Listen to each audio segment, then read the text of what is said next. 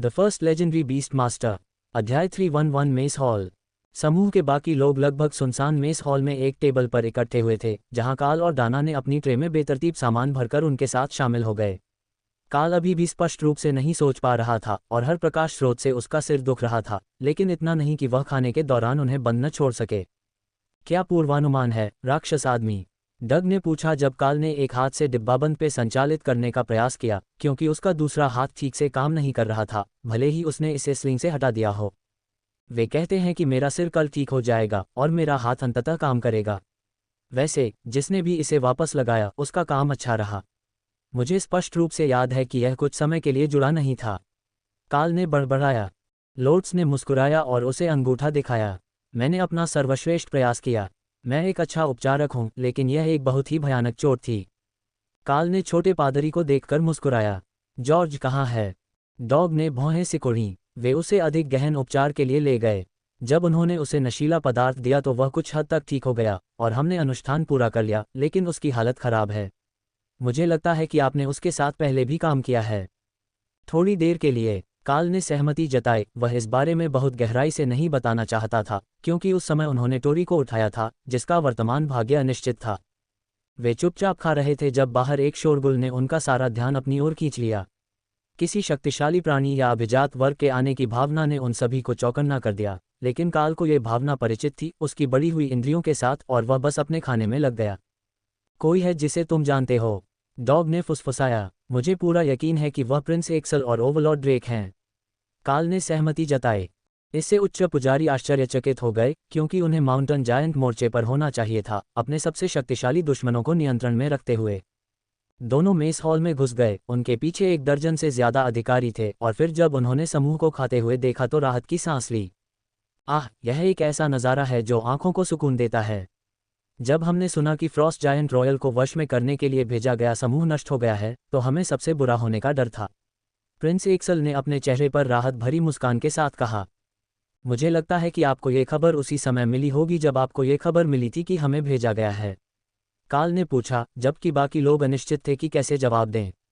काल और डाना समूह में एकमात्र ऐसे लोग थे जिन्होंने इन दोनों नेताओं में से किसी के साथ उचित बातचीत की थी, और ओवरलॉर्ड ड्रेक की एक लड़ाकू के रूप में काफ़ी प्रतिष्ठा थी। हम जनरल ऑरलैंड से मिल रहे थे जब खबर मिली कि एक समूह का सफाया हो गया है और उनके ट्रैकिंग मंत्र एक दूसरे के 5 मिनट के भीतर सभी निष्क्रिय कर दिए गए हैं। लेकिन रिपोर्ट अधूरी थी और हमें केवल इतना पता था कि यह चच था जिसने ट्रैकर लगाए थे।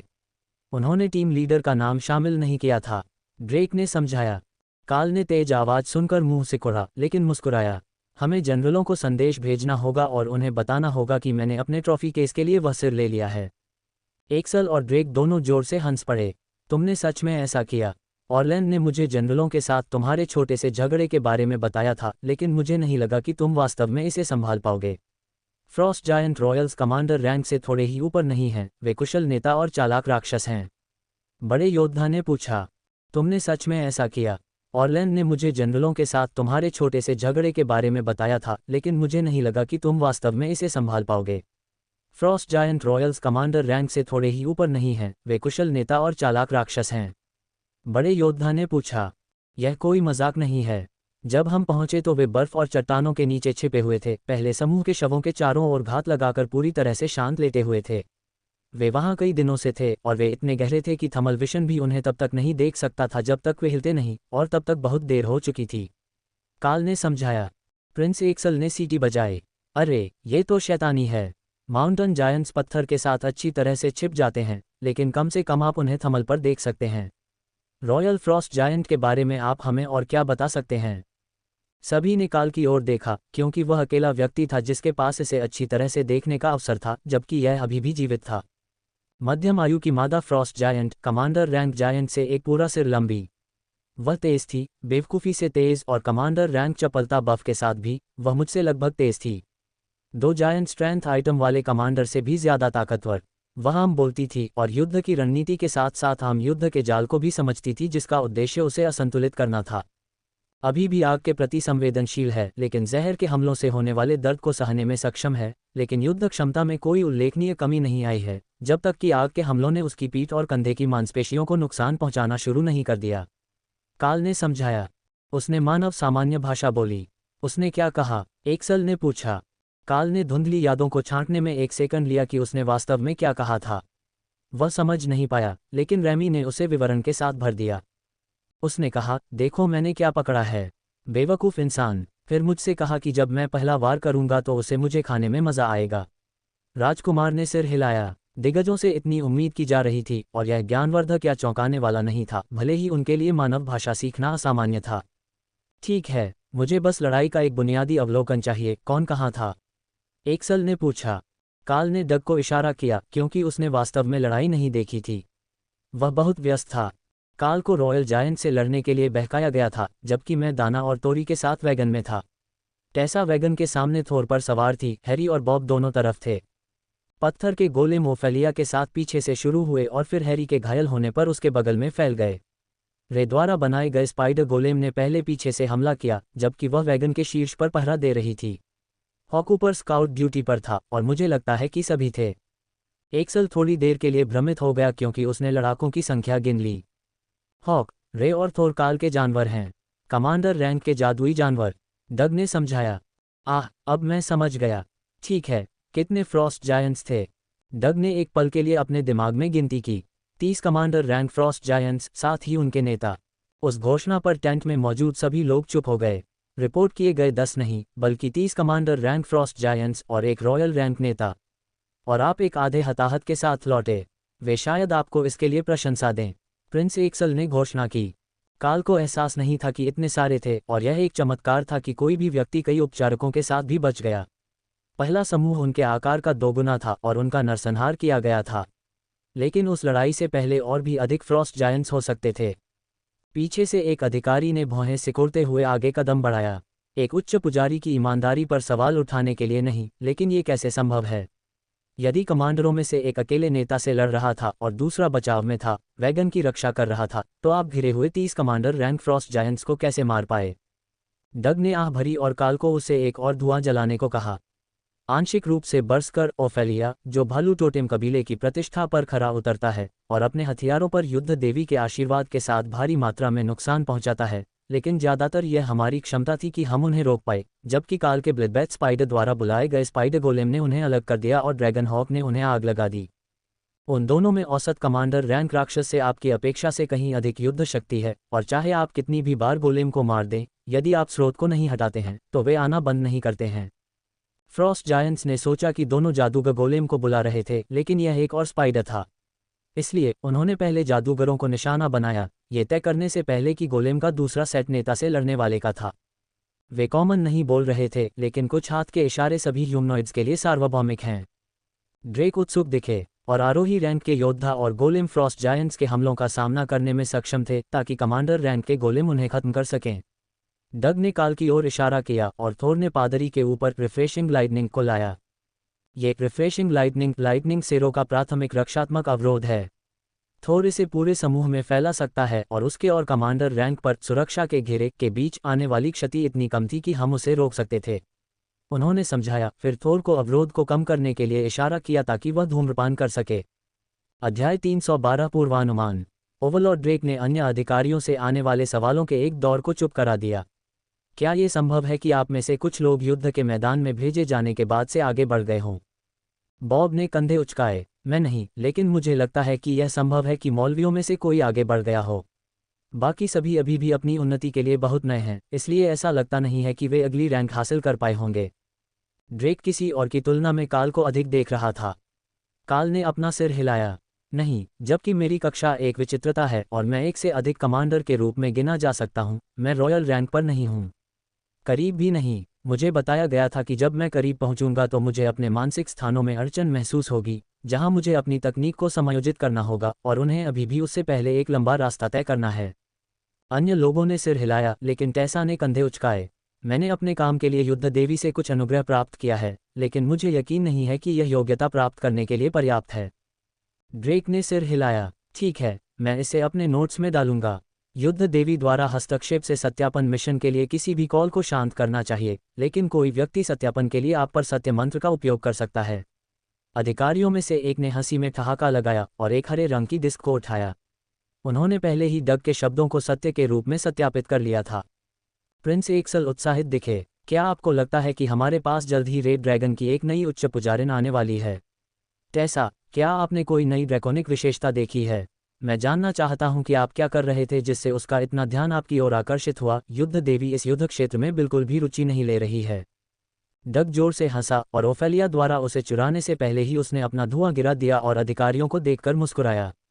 आपको क्या लगता है कि युद्ध देवी को युद्ध के मैदान में हत्या करने वाले आवारा लोगों से बेहतर कौन पसंद है? हम आने के बाद से सीमा के आधे रास्ते पर आ चुके हैं और अब तक हमारे कुल मारे गए लोगों की संख्या 1000 से अधिक हो गई है। मांसल श्यामला हंसी, फिर भौहें सिकुड़नी जब डग ने अपना धुआं वापस चुराया और उसके सिर पर थपथपाया। ओवलॉर्ड ड्रेक ने अपने पीछे खड़े अधिकारियों को इशारा किया और किसी ने एक बड़ा लाल फोल्डर आगे लाया। अंदर टाइप किए गए ट्रांसक्रिप्ट थे जो रेडियो प्रसारण की प्रतियों की तरह दिखते थे, साथ ही मिशन रिपोर्ट और सामान्य कागजात जो अधिकांश मिशनों के साथ जाते थे।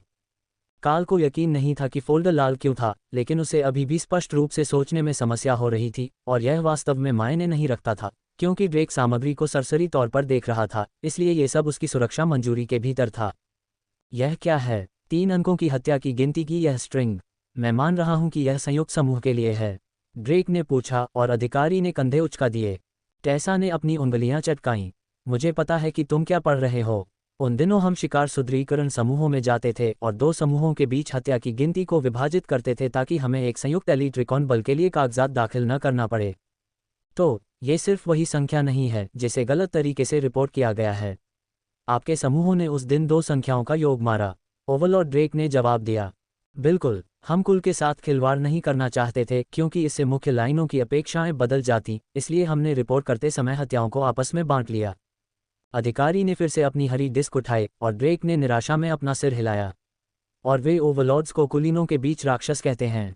क्या आप में से कोई शायद ब्लैक ड्रैगन, मौत की देवी के साथ एक पद के लिए ऑडिशन दे रहा है? डग ने अपना सिर हिलाया। नहीं, हम चीज़ों को संतुलित रख रहे हैं। हमने शरणार्थियों से भरे एक शहर को भी बचाया है। अगर आप कुछ और पेज देखें, हम अच्छे कामों में थोड़ा पीछे हैं, लेकिन जलवायु को सामान्य स्थिति में वापस लाने में मदद करने के लिए कुछ संतुलन बिंदुओं की आवश्यकता है। बस इतना है कि वे एक आरोही नेता के साथ जागृत समूह भेज रहे थे और हमारे पास एक कमांडर रैंक ब्लिडबैथ स्पाइडर है जो गोलेम को बुलाता है और एक ड्रैगन हॉक है जो पानी और बर्फ के तत्वों से पूरी तरह नफरत करता है। सुदृढ़ीकरण समूह इतनी तेजी से मर गए कि कभी कभी हम में से बाकी लोग लड़ने के लिए भी नहीं मिलते। अधिकारियों में से एक ने ठहाका लगाया। आगे क्या होगा? इतनी सारी विशाल लाशों को ढेर करना कि आप एक बीकन आग बना सके जिसे 2 घाटियों से देखा जा सके। काल का मुंह हिल रहा था इससे पहले कि उसके दिमाग को एहसास होता कि क्या हो रहा था। ये सेक्टर G4C के रिकॉर्ड में है। हमने पहले ही ऐसा कर लिया है। डग ने अपनी कॉफी पर दम घुटा, फिर अपनी अभिव्यक्ति को वापस तटस्थ करने की पूरी कोशिश की। ऐसा ही है, लेकिन उन्होंने वास्तव में इसे 2 घाटियों से नहीं, केवल एक से देखा। ड्रेक ने उसे सूचित किया जब उसे फाइल मिली।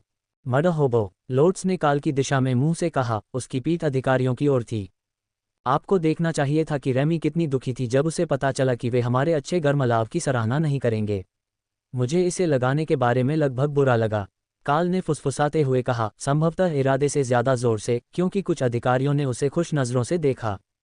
आप एक नौसिखिए अभिजात वर्ग के लिए इसे असाधारण रूप से अच्छी तरह से ले रहे हैं, प्रिंस एक्सल ने काल को देखते हुए कहा। डग ने अपना सिर हिलाया। उसे एक बड़ा कंफ्यूजन हुआ है।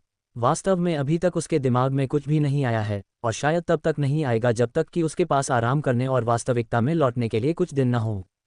राजकुमार ने आह भरी। मुझे लगता है कि यह समझ में आता है। डग को छोड़कर बाकी सभी लोग कुछ हद तक सदमे में दिख रहे थे, इसलिए मुझे लगा कि उसके पास शायद कुछ ऐसा कौशल होगा जो दर्दनाक अनुभवों को समझने और उन्हें अलग अलग हिस्सों में बांटने में मदद करता है। सफ़ेद वस्त्र पहने एक उच्च पुजारी ने दरवाजे से अपना गला साफ किया और ओवरलॉर्ड ड्रेक ने सिर हिलाया। हम तब तक इंतजार करेंगे जब तक आप खाना खत्म नहीं कर लेते और फिर आप सभी को मेडिकल मूल्यांकन और रिकवरी के लिए वापस राजधानी ले जाया जाएगा। आप में से जो अभी भी स्कूल में हैं, उनके निजी शिक्षक वहां पहुंचने पर मौजूद होंगे। काल को इस हालत में हेलीकॉप्टर की सवारी का इंतजार नहीं था कि उसका सिर अंदर हो, लेकिन यह अपरिहार्य लग रहा था। बस में बजरी वाली सड़कों से वहां पहुंचने में कई दिन लगेंगे। उनके ठीक होने का पूर्वानुमान कैसा है? ओवरलॉर्ड ड्रेक ने पूछा। पूरी तरह ठीक होने में 90 दिन लगेंगे, सफ़ेद वस्त्र पहने उच्च पुजारी ने समझाया। इतना लंबा समय? हम उम्मीद कर रहे थे कि उपचार पूरा होने के बाद हम उन्हें वापस युद्ध की स्थिति में ले आएंगे। अधिपति ने आह भरी। उच्च पुजारी ने भौहें सिकोड़ी। अगर यह आपातकालीन तैनाती है तो 14 दिन। लेकिन निश्चित रूप से हमें उन्हें लाइन पर वापस लाने की इतनी सख्त जरूरत नहीं है। फ्रॉस्ट जायंट्स को ड्रैगन्स ने तबाह कर दिया है और पिछले कुछ दिनों में ये लाइन लगभग शांत हो गई है। जब तक वे कुछ नई रणनीति या हथियार लेकर नहीं आते तब तक हम एलीट की 2 टीमों को बचा सकते हैं। अधिपति ड्रेक ने अपनी आंखें घुमाईं। क्या आपको लगता है कि मुझे आरोही रैंक फ्रॉस्ट जायंट्स के एक समूह की परवाह है? नहीं, हमें अभी भी हिल जायंट लाइनों पर और लोगों की जरूरत है, जबकि मैं अन्य अधिपतियों के साथ हूँ, माउंटेन जायंट्स को दूर रख रहा हूँ। हिल जायंट्स बिना किसी अच्छे कारण के सभी उत्तेजित हैं और वे सीमा पर हर जगह हमला कर रहे हैं। फ्रॉस्ट जायंट्स के विपरीत उन्हें अपनी सीमा को स्थानांतरित करने के लिए कुछ भी बदलने की आवश्यकता नहीं है और वे अधिक मजबूत हैं। इसलिए अगर यह संयुक्त टीम ज़्यादातर कमांडर रैंक के दिग्गजों से बनी टीमों का मजबूती से ख्याल रख सकती है तो हमें दूसरे मोर्चों पर उनकी ज़रूरत है। काल ने आह भरी और प्रिंस एक्सल ने मुस्कुराकर कहा, आपको उन्हें यह नहीं बताना चाहिए था। मैं जानता हूं कि आह का मतलब है, मुझे ऐसी जटिलताएं दिख रही हैं जो मेरे भविष्य में अधिकतम रिकवरी अवधि को बढ़ा सकती हैं। जैसे कि उन्होंने इसका अभ्यास किया हो। पूरा समूह स्पष्ट रूप से नकली चिंता के भाव के साथ काल की ओर मुड़ा। वह बेचारा कटा हुआ हाथ और सिर पर लगी चोट, निश्चित रूप से हम इतनी जल्दी तैनात नहीं हो पाएंगे। लोट्स ने मजाक किया। अब निराशा में आह भरने की बारी प्रिंस एक्सल की थी। ठीक है, बहुत हो गया, तुम इसे ठीक से दिखाने की कोशिश भी नहीं कर रहे हो। लेकिन अगली बार आपको स्काउटिंग की भूमिका में नहीं होना चाहिए। आप मुख्य शिविर में होंगे जहां ये सुरक्षित है और आपको बड़े हमलों से निपटने के लिए समर्थन मिलेगा। काल सभी के चेहरों पर खिन्नता देखकर मुस्कुराए बिना नहीं रह सका। कोई अपराध नहीं प्रिंस एक्सल, लेकिन हमारे लिए बाकी अभिजात वर्ग के साथ अग्रिम पंक्ति में न होना अधिक सुरक्षित है। मैंने अच्छे स्रोत से सुना है कि राक्षस यहीं पर हमला करते हैं। अगर हम मैदान में हैं तो हम आक्रमण पर होते हैं, और एक उल्लेखनीय अपवाद के साथ जहां हम गुस्से में पॉप्सिकल्स के झुंड से मात खा गए थे, ये हमारे लिए अच्छा काम कर रहा है। काल ने समझाया। गुस्साए पॉप्सिकल्स, मुझे वह पसंद है। हॉक हंसा। अध्याय 313 निकासी।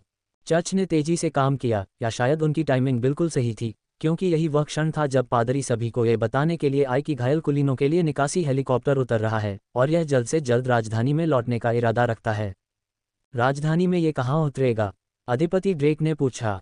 विश्वविद्यालय के घायल वयोवृद्ध उपचार अस्पताल में, पादरी ने तुरंत जवाब दिया। ये संभवतः उन कई सुविधाओं में से एक थी जो वास्तव में विश्वविद्यालय और कैथेड्रल से जुड़ी हुई थीं, लेकिन प्राकृतिक परिवेश की भावना को बनाए रखने के लिए जंगल में छिपी हुई थीं।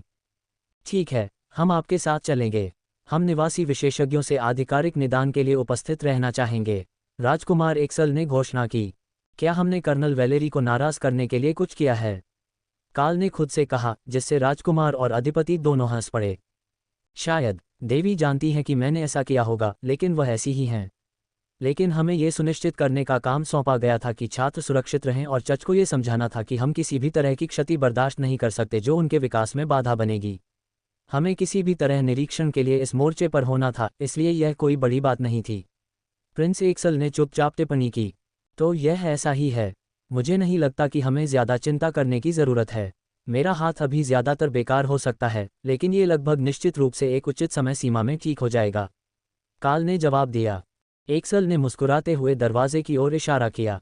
ये लगभग वही है जिसे ब्रास अस्वीकार्य पाता है। अब मुझे लगता है कि हमें निकल जाना चाहिए, क्योंकि चर्च ने निकासी उड़ान में सभी के लिए विशेष रूप से जगह बनाई थी। ये काल को समझ में आया, खासकर जब उन्होंने यह अनुमान लगाना शुरू किया था कि दूसरों में से कोई कमांडर रैंक तक पहुंच सकता है। अकादमी से बाहर निकलने के बाद चर्च ने लगभग सभी परीक्षण किए, और सबसे संभावित उम्मीदवारों में से 2 टेसा और लोट्स थे। प्रकृति पादरी के छोटे जंगली बच्चे लोट्स को उच्च पुजारिन के रूप में देखने के विचार ने काल के चेहरे पर मुस्कान ला दी, जिसने दूसरों का ध्यान आकर्षित किया। निकासी उड़ान के बारे में कुछ मनोरंजक? हैरी ने पूछा। काल ने अपना सिर हिलाया। नहीं, मैं सोच रहा था कि उन्होंने संभवतः इसे तेज कर दिया होगा। उम्मीद है कि उनमें से कोई कमांडर रैंक तक पहुंच गया होगा। अब ये ऐसा हो सकता है, लेकिन क्या आप लोट्स को उच्च पुजारिन के रूप में कल्पना कर सकते हैं? मेरा मतलब है, प्रकृति पुजारिनों को थोड़ा अलग होने के लिए जाना जाता है, लेकिन लोट्स को बैठने और कागजी कार्रवाई से जुड़ी चीज़ों का प्रभारी होना चाहिए। लोट्स ने डरकर सांस रोकी और डग हंसा। आधिकारिक रूप से आगे बढ़ने के बाद आपको कम से कम 50 पृष्ठों की रिपोर्ट लिखनी है। आपको मानसिक रूप से खुद को तैयार करना चाहिए, छोटे। उच्च पुजारिन ने अपने समकक्ष को चिढ़ाया। और उन्हें करने में आपको कितना समय लगा? टेसा ने पूछा। डग ने कंधे उचका दिए। मैंने उस दिन पहला असाइनमेंट पूरा कर लिया था, और मैं उन्हें बाकी का काम बाद में दे दूंगा। इसका मतलब है कि उसने अभी भी ऐसा नहीं किया था, यहाँ तक कि एडवांसमेंट टेस्ट पूरा होने के महीनों बाद भी। या तो कागजी कार्रवाई इतनी महत्वपूर्ण नहीं थी, या चर्च ने नेचर प्रीस्ट को छोड़ दिया और इसे छोड़ दिया। काल ने सोचा था कि वे उसे फिर से भागने देने से पहले कम से कम एक पूरे सप्ताह के लिए जिम्मेदार होने के लिए मजबूर करेंगे। एक बार जब वे लोड हो गए तो हेलीकॉप्टर ने रोटर को घुमाना शुरू कर दिया और काल का सिर हवा की धड़कन के साथ धड़कने लगा। यहाँ इनमें से एक ले लो, ये सिर दर्द में मदद करेगा। सिर की चोटें मुश्किल होती हैं क्योंकि बहुत सारा उपचार जादू इस बात पर निर्भर करता है कि शरीर अपनी उचित स्थिति को क्या समझता है। ये जानता है कि ठीक हो चुके हाथ की स्थिति कैसी होनी चाहिए, लेकिन जब मस्तिष्क घायल हो जाता है तो ये भ्रमित हो जाता है। मौलवियों में से एक ने काल को एक छोटी सफ़ेद गोली देते हुए समझाया। काल ने दवा निगल ली और तुरंत उसका सिरदर्द कम होने लगा और उसका पूरा शरीर सुन्न हो गया।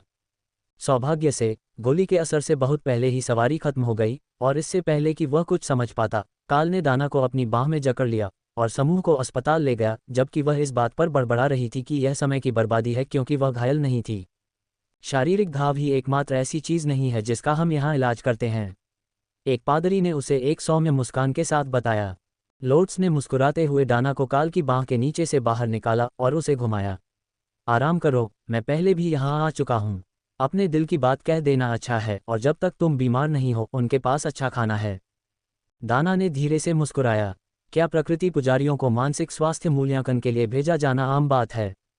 लोर्ड्स ने खुशी से सिर हिलाया। हर बार जब तक हम ग्रीन ड्रैगन या किसी अन्य प्रकृति देवता के अनुयायी के रूप में पुष्टि नहीं कर लेते। लोग आमतौर पर सोचते हैं कि हम पागल या बिखरे हुए हैं, जबकि हम वास्तव में ऊब चुके हैं या नशे में। टाई ने बड़बड़ाया। यह एक निश्चित संभावना है। दूसरे लोग मुझे बताते हैं कि मुझे ड्रग्स की ज़रूरत नहीं है, हालांकि मैं उनके बिना भी काफ़ी मज़ेदार हूँ। इस बारे में बात करते हुए, एक बार जब हम रात के लिए बस जाते हैं तो क्या हम काल से राय को फिर से बाहर जाने के लिए कह सकते हैं? मैं एक झूला में झूलना चाहता हूँ। लोर्ड्स ने सहमति जताई। उनके सामने डॉक्टर की पोशाक में मौलवी ने उसे चिंतित नज़र से देखा जबकि समूह हंस रहा था।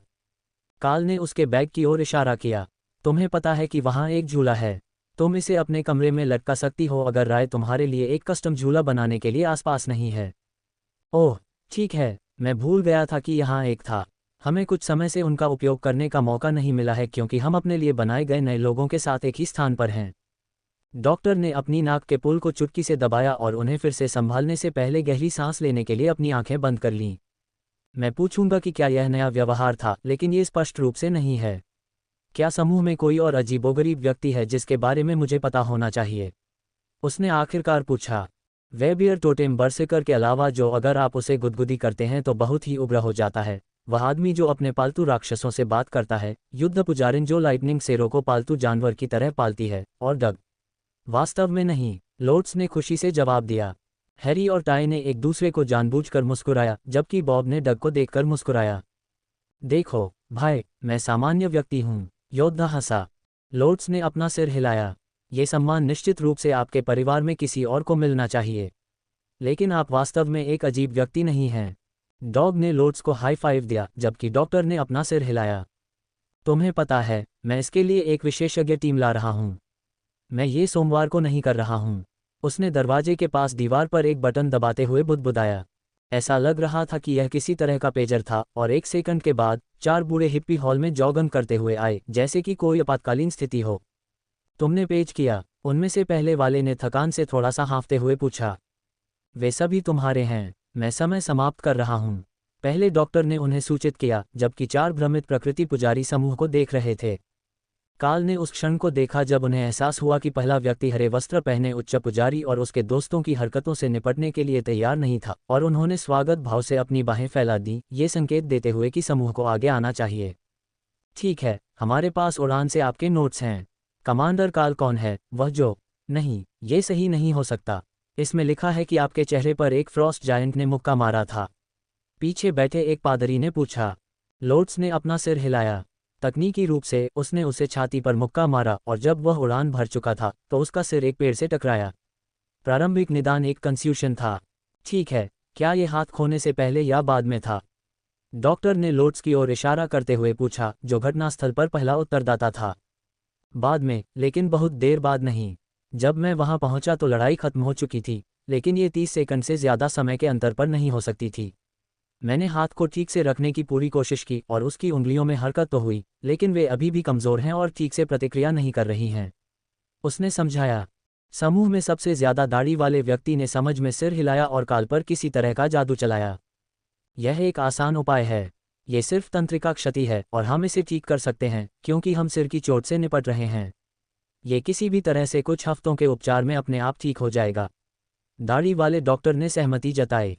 किसी के पास नाम टैग क्यों नहीं है? काल ने अपने बगल में खड़े डग से पूछा। ताकि हम उन पर नाम से चिल्ला न सकें।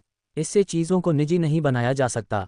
एक बार जब हम वहां पहुंच जाते हैं और उन्हें पता चल जाता है कि हम लड़ाई के गुस्से या मनोविकृति के बीच में नहीं हैं, तो वे आमतौर पर अपना परिचय देते हैं। लेकिन ये डेल, जेरी, जॉन और स्किटल्स हैं। डग ने जवाब दिया। दाढ़ी वाला आदमी जोर से हंसने लगा।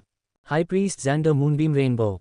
ज्यादातर लोगों के लिए डॉक्टर जेंडर, लेकिन इस बदतमीज कुत्ते ने मेरे लिए एक उपनाम बनाया था जब वह अभी भी मेरे सबसे होनहार छात्रों में से एक था। उसने समझाया। खैर, यह एक दुर्भाग्यपूर्ण नाम था। शायद उसके माता पिता भी प्रकृति के पुजारी थे। अध्याय 314 राजधानी की जांच। वे एक गलियारे से नीचे चले गए और पाया कि हाई प्रीस्ट जॉर्ज, साथ ही कई अन्य घायल पादरी एक रेडियो के चारों ओर बैठे थे। राजधानी के नवीनतम आइडल गायक, एक आरोही रैंक बार्ड क्लास एलीट जिसे केवल सू के रूप में जाना जाता है, का प्रसारण सुन रहे थे। उसने एक उत्साही पॉप रॉक शैली में गाया और पादरी मंत्रमुग्ध हो गए। रेडियो के माध्यम से भी। व्यक्तिगत रूप से, बार्ड्स अपने जादू से पूरी भीड़ को आकर्षित कर सकते थे और उनकी एक आश्चर्यजनक आवाज़ थी जो घायलों को ठीक होने में मदद कर रही थी, अगर उनकी मुस्कुराहट कुछ भी हो। काल ने जॉर्ज को देखकर मुस्कुराया और उनके पास से गुजरते समय उनके कंधे पर थपथपाया और हाई प्रीस्ट ने अपनी व्हीलचेयर से वापस मुस्कुराया। उसने अस्पताल के मुद्दे वाली ढीली पायजामा पैंट पहनी हुई थी, लेकिन उसके पैरों को वापस बढ़ने में कुछ समय लगेगा। जैसे जैसे वे चलते गए, समूह के सदस्यों को एक एक करके ले जाया गया, विभिन्न कमरों में ले जाया गया। उनमें से ज्यादातर जल्दी ही अंदर और बाहर चले जाते, लेकिन काल जानता था कि वह कम से कम कुछ दिनों तक वहां रहेगा, जब तक कि वे उसके दिमाग में चल रही किसी भी समस्या को सुलझा नहीं लेते। आखिरकार, डॉग उसके साथ आखिरी व्यक्ति था और डॉक्टर जेंडर ने उसे कंधों से पकड़कर एक जांच कक्ष में ले जाया, जबकि दो बूढ़े उच्च पुजारी अपने कोट के नीचे मुख्य धर्म के सफ़ेद वस्त्र पहने काल को हॉल के उस पार वाले कमरे में ले गए। ठीक है, हम शारीरिक चोटों से शुरू करेंगे और फिर हम आपसे युद्ध में आपके समय के बारे में कुछ सवाल पूछेंगे।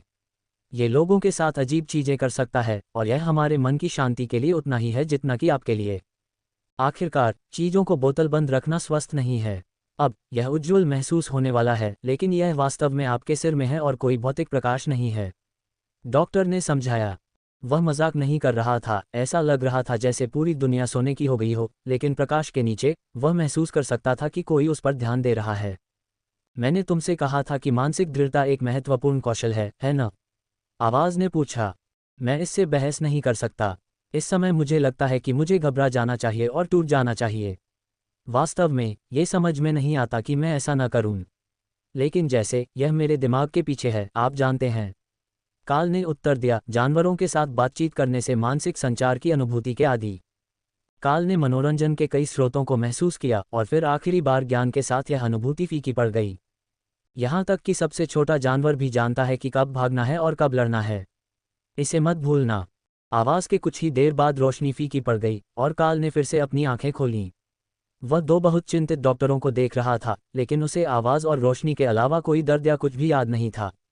यह उतना बुरा नहीं था जितना की उम्मीद थी। पूरे दिन चमकदार रोशनी मेरी दुश्मन रही है, काल ने समझाया। आपको क्या याद है? डॉक्टर ने पूछा। मेरे दिमाग में एक आवाज़ थी, वैसी ही जब मेरे जानवर मुझसे बात करते हैं, लेकिन उनमें से कोई भी नहीं। इसने मेरी क्लास स्किल्स में से एक के बारे में मजाक किया और फिर मुझे याद दिलाया कि हर जानवर को पता होना चाहिए कि कब भागना है। काल ने कंधे उचका दिए। बस इतना ही? डॉक्टर ने पूछा। मेरा मतलब है, हाँ। आप क्या उम्मीद कर रहे थे? डॉक्टर ने भौहें सिकोड़ी। आप 2 घंटे से ज्यादा समय तक गोल्डन लाइट से घिरे रहे। हमें और लंबी समयावधि की उम्मीद थी। अब भौहें सिकोड़ने की बारी काल की थी। राय के साझा इकोलोकेशन की बदौलत उसे इस बात का काफ़ी अच्छा अंदाज़ा था कि उसके आसपास क्या चल रहा है, यहाँ तक कि अपनी आंखें बंद करके भी उसे पता चल जाना चाहिए था कि घंटे बीत चुके हैं या नहीं। परिस्थितिजन्य जागरूकता खोना किसी भी चीज़ से ज़्यादा चिंताजनक था। जब मैं बाहर था तब क्या हुआ? काल ने जानवरों से पूछा। केवल एक ही जाग रही थी, रैमी, और वह भी उतनी ही उलझन में थी जितनी वह था। तुम्हारा क्या मतलब है? मुझे इस नए टोटेम पर नज़रें गड़ाने का मौका भी नहीं मिला और फिर तुम्हारा काम हो गया। उसने पूछा। ये समझ में नहीं आ रहा था कि डॉक्टर किस बारे में बात कर रहे थे। क्या तुम कुछ याद करने की कोशिश कर रही हो? डॉक्टर ने पूछा। ओह, माफ़ करना, मैं जानवरों से सलाह मशविरा कर रही थी। लेकिन उनका समय का बोध मेरे जैसा ही है और उन्हें लगता है कि हमें कमरे में आए हुए सिर्फ 1 या 2 मिनट ही हुए हैं। क्या तुमने बाहर किसी से सलाह मशविरा किया है, ये देखने के लिए कि क्या तुम ही हो जिसकी समय की समझ विकृत हो गई है? काल ने जवाब दिया। डॉक्टर ने खाली प्लेट और कॉफ़ी कप के साथ एक साइड टेबल की ओर इशारा किया। बात समझ में आ गई। अगर बाकी सभी के पास घंटे थे तो वह मेरे पास ही होना चाहिए। लेकिन अच्छी बात यह है कि मेरा सिर फिर से बहुत अच्छा महसूस कर रहा है। काल ने उन्हें बताया। ठीक है, हम अपनी जांच जारी रखेंगे और सत्यापित करेंगे कि कंफ्यूशन से हुआ नुकसान ठीक से ठीक हो रहा है। लेकिन कमरे में रोशनी के एडजस्ट होने के साथ ही तुम्हारी पुतलियों की प्रतिक्रिया सामान्य हो गई है और यह एक अच्छी शुरुआत है। काल को पता था कि उनका क्या मतलब था। उसने कई बार छोटे मोटे धमाकों के बाद सिर पर चोट लगने वाले खनिकों को देखा था और जब रोशनी फिर से चमकती थी तो उनके सिर पर हमेशा एक बड़ी पुतली और एक छोटी पुतली होती थी। ठीक है, अब उस भाग पर आते हैं जो बहुत मुश्किल होने वाला है। हम आपसे दुश्मन की सीमा के पीछे आपके समय के बारे में बात करना चाहेंगे। वह कैसा था? समर्थन से कट जाना, कुछ अजनबियों के साथ अकेले रहना? डॉक्टर ने पूछा। काल हंसा। मेरी टीम अजनबी नहीं है। हम भले ही परिवार न हों, लेकिन हम साथ में बहुत कुछ कर चुके हैं और यह हमारा पहला मिशन नहीं था। वास्तव में मैकेंजी भाई भी परिचित चेहरे हैं क्योंकि मैंने हाल ही में उनके साथ भी काम किया है। दुश्मन की रेखाओं के पीछे रहना आंशिक रूप से हमारी पसंद थी। हम मुख्य रेखाओं से दूर रहना चाहते थे जहां हम अपनी शर्तों पर लड़ाई शुरू कर सकें, फ्रॉस्ट जायंट्स के हमला करने और फिर जवाब देने का इंतजार न करें। लेकिन जब पहली बार रेखाएं पीछे खींची गईं तो हम सीमा पर एक जगह की रखवाली कर रहे थे। हमें अपनी तरफ वापस जाने के लिए दुश्मन की रेखाओं से गुजरना पड़ता, लेकिन जैसा कि मैंने बताया, हम किसी भी तरह से उस बकवास शो में शामिल नहीं होना चाहते थे। इसलिए हमने एक गुफा में एक अच्छी सीमांत बनाई और फ्रॉस्ट जायंट्स और उनके सहयोगियों का शिकार करने के लिए रोजाना बाहर गए। एक मांद? डॉक्टर ने नोट्स लेते हुए पूछा। ये वास्तव में इसका वर्णन करने का सबसे अच्छा तरीका है। हमने जिन गुफाओं में रुके थे उन्हें किले कहने के लिए भौतिक रूप से उन्नत नहीं किया। हमने सिर्फ राय, मेरे ब्लडबैथ स्पाइडर को, झूले, एक उचित दरवाज़ा और इस तरह की चीज़ें बनाने के लिए कहा। फिर मौलवियों ने आवासीय स्पर्श जोड़े, प्रकृति जादू के साथ उचित टेबल की व्यवस्था की, जबकि मैंने गुफाओं को गर्म रखने के लिए अग्नि जादू का इस्तेमाल किया। कुल मिलाकर यह इतना बुरा नहीं था। क्या आप जानते हैं कि लिथियम माइन गांव में कितनी रातें मैंने ठंड में सोई क्योंकि हम खाना पकाने के लिए ज़रूरत से ज़्यादा चूल्हे के लिए कोयला नहीं खरीद सकते थे। पूरी रात गुफा को गर्म रखने के लिए अग्नि जादू होना शुद्ध विलासिता है। डॉक्टर ने उसे एक सौम्य मुस्कान दी। क्या आपको लिथियम माइन से चिढ़ है? काल ने अपना सिर हिलाया। वे बेकार हैं, लेकिन खनिक की नौकरी शायद कभी अच्छी नहीं होगी। मैंने अपने माता पिता के लिए घर पर पैसे ट्रांसफ़र किए हैं, लेकिन मैंने सुना है कि जिस दिन मैंने एसेंडेड बनाया उन्होंने पिताजी को किसी तरह गड्ढे से बाहर निकाल दिया, इसलिए वे कार्यालय में हैं और बेहतर कर रहे हैं। कोई और भाई बहन? काल ने अपना सिर हिलाया। मेरी माँ बच्चों के बारे में ज़्यादा नहीं सोचती थी। वह मुझे पसंद करती थी, लेकिन वह ऐसी नहीं थी जो अपने दम पर पूरी फुटबॉल टीम खड़ी करना चाहती हो। पुजारी ने हंसते हुए कहा। ऐसा लगता है कि आप उनमें से कुछ को जानते हैं। किसी भी शहर में हमेशा ऐसे कुछ परिवार होते हैं, है न? मैंने कुछ अन्य छात्रों से सुना है कि खेत बहुत खराब हैं क्योंकि उन्हें अतिरिक्त लोगों की ज़रूरत होती है, लेकिन ज़्यादा लोगों का मतलब है कि उन्हें और भी ज़्यादा मदद की ज़रूरत होती है, जिससे ज़्यादा बच्चे पैदा होते हैं जब तक कि उनके पास खेत पर एक छोटी सेना नहीं हो जाती। काल हंसा। इससे पादरी को ईमानदारी से हंसी आ गई। मैं उन खेतों में से एक पर पला बड़ा हूँ। अब जो 14 बच्चे हैं उनमें से 10वां हिस्सा और मेरे ज़्यादातर भाई बहनों के पास पहले से कम 5 बच्चे हैं। मैंने बचपन में ही पवित्र जादू के प्रति असाधारण लगाव दिखाया था और जब मैं 16 साल की उम्र में वास्तव में उपचार मंत्र का जाप करने में सफल रहा तो वे मुझे प्रशिक्षण के लिए चर्च ले आए। तो फिर आप समझ गए होंगे, हर कोई पूरा परिवार नहीं चाहता। जैसा कि प्रकृति के पुजारी कहते हैं, कुछ लोग वॉरबियर और उसके अकेले शावक से पृथ्वी के चूहे और उनके बच्चों की तुलना में बेहतर संबंध रखते हैं। अध्याय 315 रूममेट। क्लरिक ने बातचीत करते हुए नोट्स बनाए और जब उसने अपने प्रश्नों की सूची पूरी कर ली तो वह अपनी कुर्सी से खड़ा हो गया और संतुष्टि में सिर हिलाया। चलो तुम्हें रिकवरी रूम में ले जाते हैं ताकि तुम्हारा सिर ठीक हो सके। जहां तक मैं बता सकता हूं, यही सबसे ज़्यादा दबाव वाला मुद्दा है। बाकी सब आकस्मिक है और यह कुछ और सत्रों के साथ ही अपने आप सुलझ जाना चाहिए। उसने घोषणा की। ठीक है, हम वास्तव में यही मांग सकते हैं, है न? लेकिन क्या मैं एक एहसान मांग सकता हूँ? हमारे 10वें समूह की सदस्य टोरी ने एक पुनरुत्थान अनुष्ठान किया और उसे जल्द ही कहीं दिखाई देना चाहिए। क्या आप कृपया मुझे बता सकते हैं कि वह कब मिल जाती है? मैं उसके लिए कुछ करना चाहूँगा, भले ही वे ये देखने जा रहे हों कि वह अपने नए शरीर में फिर से इंजेक्शन के साथ संगत है या नहीं। काल ने पूछा। बेशक, चच उस पर नजर रख रहा है, साथ ही कई अन्य लोगों पर भी। हिल जायंट युद्ध मोर्चा हाल ही में क्रूर रहा है और उन्होंने कई कुलीनों को फिर से जीवित कर दिया है। यह एक आम अनुरोध है, इसलिए मैं इसे आपके नोट्स में डाल दूंगा और जब कोई खबर होगी तो कोई आपको सूचित करने आएगा। लेकिन आपको पहले आराम करना चाहिए। समय से बेहतर उपचार के लिए कुछ भी नहीं है और हम सुबह आपकी जांच करने के लिए एक विशेषज्ञ को बुलाएंगे। डॉक्टर ने मुस्कुराते हुए उसे सूचित किया। अद्भुत, हम सब कहाँ रह रहे हैं? हम सब, कमांडर, यह एक अस्पताल है और आप एक मरीज हैं। आप एक रिकवरी रूम में रहेंगे जबकि अन्य अपने अपने कमरों में रहेंगे। हालांकि आप सभी संभवतः एक ही वार्ड में होंगे क्योंकि आप एक ही मूल्यांकन के लिए आए थे। वह हंसा। काल हंसा। आपने ऐसा लग रहा है कि मैं किसी तरह से विकलांग हूं। डॉक्टर ने अपने हाथ से, जो अभी भी स्लिंग में था, अपने सिर की ओर देखा, जिस पर अभी भी एक तरफ ठीक होने वाला निशान था। ठीक है, बात समझ में आ गई। ये कमरा कहाँ है? डॉक्टर ने एक आह भरी जो तनाव से मुक्ति की बात करती थी, और काल के पास और भी सवाल छोड़ गई। वह इतना तनावग्रस्त क्यों था? उन्होंने अभी अभी उसके अनुभवों के बारे में मीटिंग खत्म की थी और काल को नहीं लगा कि यह इतना बुरा हुआ है। उस आदमी के पास इतना घबराने का कोई अच्छा कारण नहीं होना चाहिए था। जिस कमरे में वह काल को ले गया, वहां पहले से ही 3 अन्यायी थे, सभी जागृत थे और सभी के अंग गायब दिख रहे थे। सज्जनों, हमारे पास आपका चौथा रूममेट है। कृपया अपने छोटे से समूह में कमांडर काल का स्वागत करें। वह यहाँ थोड़े समय के लिए रहेगा, लेकिन आपके जितना नहीं, क्योंकि उसका पादरी उसके पुराने अंग को खोजने और फिर से जोड़ने में कामयाब रहा। डॉक्टर ने कमरे में मौजूद लोगों को सूचित किया। अस्पताल के बिस्तर आरामदायक नहीं लग रहे थे और कमरा अजनबियों से भरा हुआ था, बिल्कुल भी सोने के लिए उपयुक्त स्थिति नहीं थी। काल ने उनसे व्यवस्थाओं पर पुनर्विचार करने के लिए कहने पर विचार किया, लेकिन राक्षस द्वारा बनाए गए झूलों में सहपाठियों की झपकी अस्पताल द्वारा अनुमोदित गतिविधि नहीं लग रही थी। नमस्ते सब लोग, आपसे मिलकर खुशी हुई। काल ने शाम के लिए अपने कमरे में 3 अन्य अभिजात वर्ग का अभिवादन किया। यार, तुम एक अद्भुत किंवदंती हो। तुमसे मिलकर मुझे बहुत खुशी हुई। एक दाढ़ी वाले गोरे आदमी ने उसे बताया, जिसके एक पैर में चोट थी। एक किंवदंती? मैं अभी अभी आया हूँ। काल ने उत्साही अभिजात वर्ग के लिए मुस्कुराते हुए उत्तर दिया। तीनों ने अपना सिर हिलाया और गोरा आदमी आगे बोला, यहाँ खबर बहुत तेजी से फैलती है। हमारे पास गपशप के अलावा और कुछ नहीं है। खबर है कि तुम्हारी टीम ने रॉयल रैंक के फ्रॉस्ट जायंट को मार गिराया, यहाँ तक कि घात लगाए जाने के बाद भी, और कहानी सुनाने के लिए वापस आ गई। लेकिन उससे भी पहले हम सभी जानते थे कि तुम कौन हो। जब तुम्हारी टीम ने फ्रॉस्ट स्टोन को उड़ा दिया और पूरे युद्ध क्षेत्र के संचार को नष्ट कर दिया, तब हम मोर्चे पर थे। फिर जब तक कोई तुम्हारे लिए नया रेडियो नहीं लाया, तब तक हम जंगल में दिग्गजों को मारते रहे। काल मुस्कुराया। हमें क्या करना चाहिए था? हम युद्ध शुरू होने से पहले से ही कमांड स्टाफ की पूछताछ और कागजी कार्रवाई से भाग रहे थे। हम राक्षस दमन मिशन से सीधे सीमा पर आए थे जब ये सब शुरू हुआ, और तब से मैं पूरी कोशिश कर रहा हूं कि रात भर मुख्य शिविर में न रहूं। उनकी हंसी ने कर्मचारियों का ध्यान आकर्षित किया, जिन्होंने नस की टोपी पहने एक सफ़ेद वस्त्रधारी अनुचर को उन पर चिल्लाने के लिए भेजा। लेकिन जब वह कमरे में पहुंची तो पहली चीज जो उसने देखी वह ये थी कि वे बहस नहीं कर रहे थे और काल अभी भी अपने कवच में था।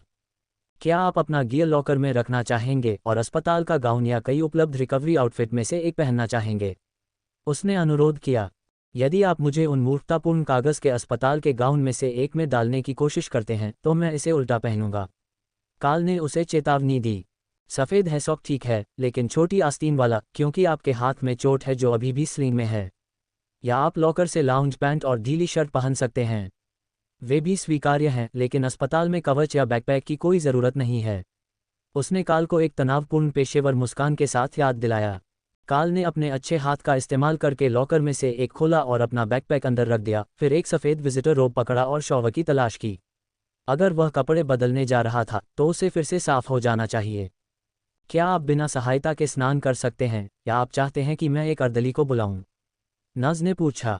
मुझे ठीक होना चाहिए। मेरा हाथ पूरी तरह से मृत नहीं है, बस मुझे अभी उंगलियों पर अच्छा नियंत्रण नहीं है। डॉक्टर ने कहा कि एक बार जब मेरा सिर ठीक होने लगेगा तो उंगलियां अपने आप ठीक हो जाएंगी। चिकित्सकों के अनुसार तंत्रिका क्षति। काल सहमत हो गया। नज ने सिर हिलाया और कमरे से बाहर निकल गई, अपने पीछे दरवाजा बंद कर लिया। वे तुम्हारे साथ बहुत अच्छे हैं। कमरे के पीछे बाएं कोने में बैठा आदमी अपने बिस्तर से आहें भरता हुआ बोला। ऐसा इसलिए है क्योंकि वह एक कमांडर है और उसके साथ राक्षस हैं। वे कमरे की निगरानी करेंगे और हॉल के नीचे एक उच्च पुजारी होगा, क्योंकि उसके सिर में चोट लगी है।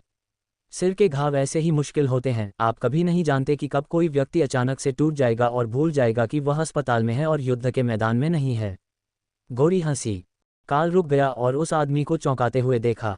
और फिर भी उन्होंने मुझे एक मिश्रित कमरे में रखा। हम सभी योद्धा हैं। हम अभी बहुत अच्छे नहीं दिख सकते हैं, लेकिन हम 1 या 2 वार झेल सकते हैं और अभी कोई खाली कमरा नहीं है। आमतौर पर सभी कमांडरों को निजी कमरे मिलते हैं, लेकिन अगर आप हमारे साथ हैं तो कोई भी नहीं बचेगा। यहाँ अकेले कमरे की तुलना में ज़्यादा मज़ा आता है। उन्होंने मुझे बताया कि जब तक हम अस्पताल में हैं, वे समूह को फिर से एक साथ छात्रावास में नहीं रखेंगे, इसलिए अकेले बोर होने से बेहतर है कि यहाँ रहें। लेकिन मैं कुछ ही मिनटों में वापस आ जाऊंगा। काल के नहा धोकर तरोताज़ा होने के बाद वह फिर से ज़्यादा मानवीय महसूस कर रहा था, लेकिन उसने देखा कि बाथरूम में कोई शेविंग उपकरण नहीं था और वह अपने बैग से अपना उपकरण निकालना भूल गया था। उसकी दाढ़ी बहुत ज़्यादा नहीं बढ़ी थी, वह अभी भी काफ़ी पतली थी, लेकिन अब जब वह फ्रॉस्ट जायंट नेशन से बाहर आ गया था तो उसका चेहरा उससे ज़्यादा गर्म था जितना वह चाहता था। वह सादे सफ़ेद लबादे में वापस आया और देखा कि दूसरे लोग पैसे का लेन देन कर रहे थे, जाहिर तौर पर किसी चीज़ पर शर्त लगा रहे थे। क्या तुमने सच में सोचा था कि मैं बदल नहीं पाऊंगा? मेरा कवच बंधा हुआ है। काल हंसा। गोरा ने अपना सिर हिलाया। हम शर्त लगा रहे थे कि तुम रेजर निकालोगे और आपातकालीन प्रतिक्रिया को ट्रिगर करोगे। सिर की चोट के उपाय याद है? मेरी शर्त थी कि तुम इसे अपने बैग में भूल गए हो। काल ने ठहाका लगाया। ठीक यही हुआ। अब यहाँ क्या करना है? ठीक है, तुम चल सकते हो, इसलिए तुम संभवतः तब तक इधर उधर घूम सकते हो जब तक वे तुम पर चिल्लाएं नहीं, या न से कोई किताब लाने को कहें, या ध्यान करें अगर तुम्हारे सिर की चोट के साथ ऐसा संभव है। कभी कभी वे तुम्हें ऐसा न करने के लिए कहते हैं। ज़्यादातर हम बस सोते हैं और चुटकुले और युद्ध की कहानियाँ सुनाते हुए बैठते हैं। इससे समय बीतने में मदद मिलती है। आप जल्द ही देखेंगे, यहाँ समय या तो बहुत तेज़ी से या बहुत धीरे धीरे बीतता है। जब वे बात कर रहे थे, थोर मानसिक रूप से कमरे को नाप रहा था। यहाँ मिलने के लिए बहुत से लोग थे, लेकिन उनके बीच खड़े होने के लिए पर्याप्त जगह नहीं थी। गोरा आदमी सही था, अस्पताल वास्तव में उबाऊ थे। पीछे कोने में बैठा आदमी काल की ओर मुस्कुराया। मुझे संदेह है कि कमरे में तुम्हारे होने से चीज़ें पिछले सप्ताह की तुलना में बहुत अधिक दिलचस्प होंगी।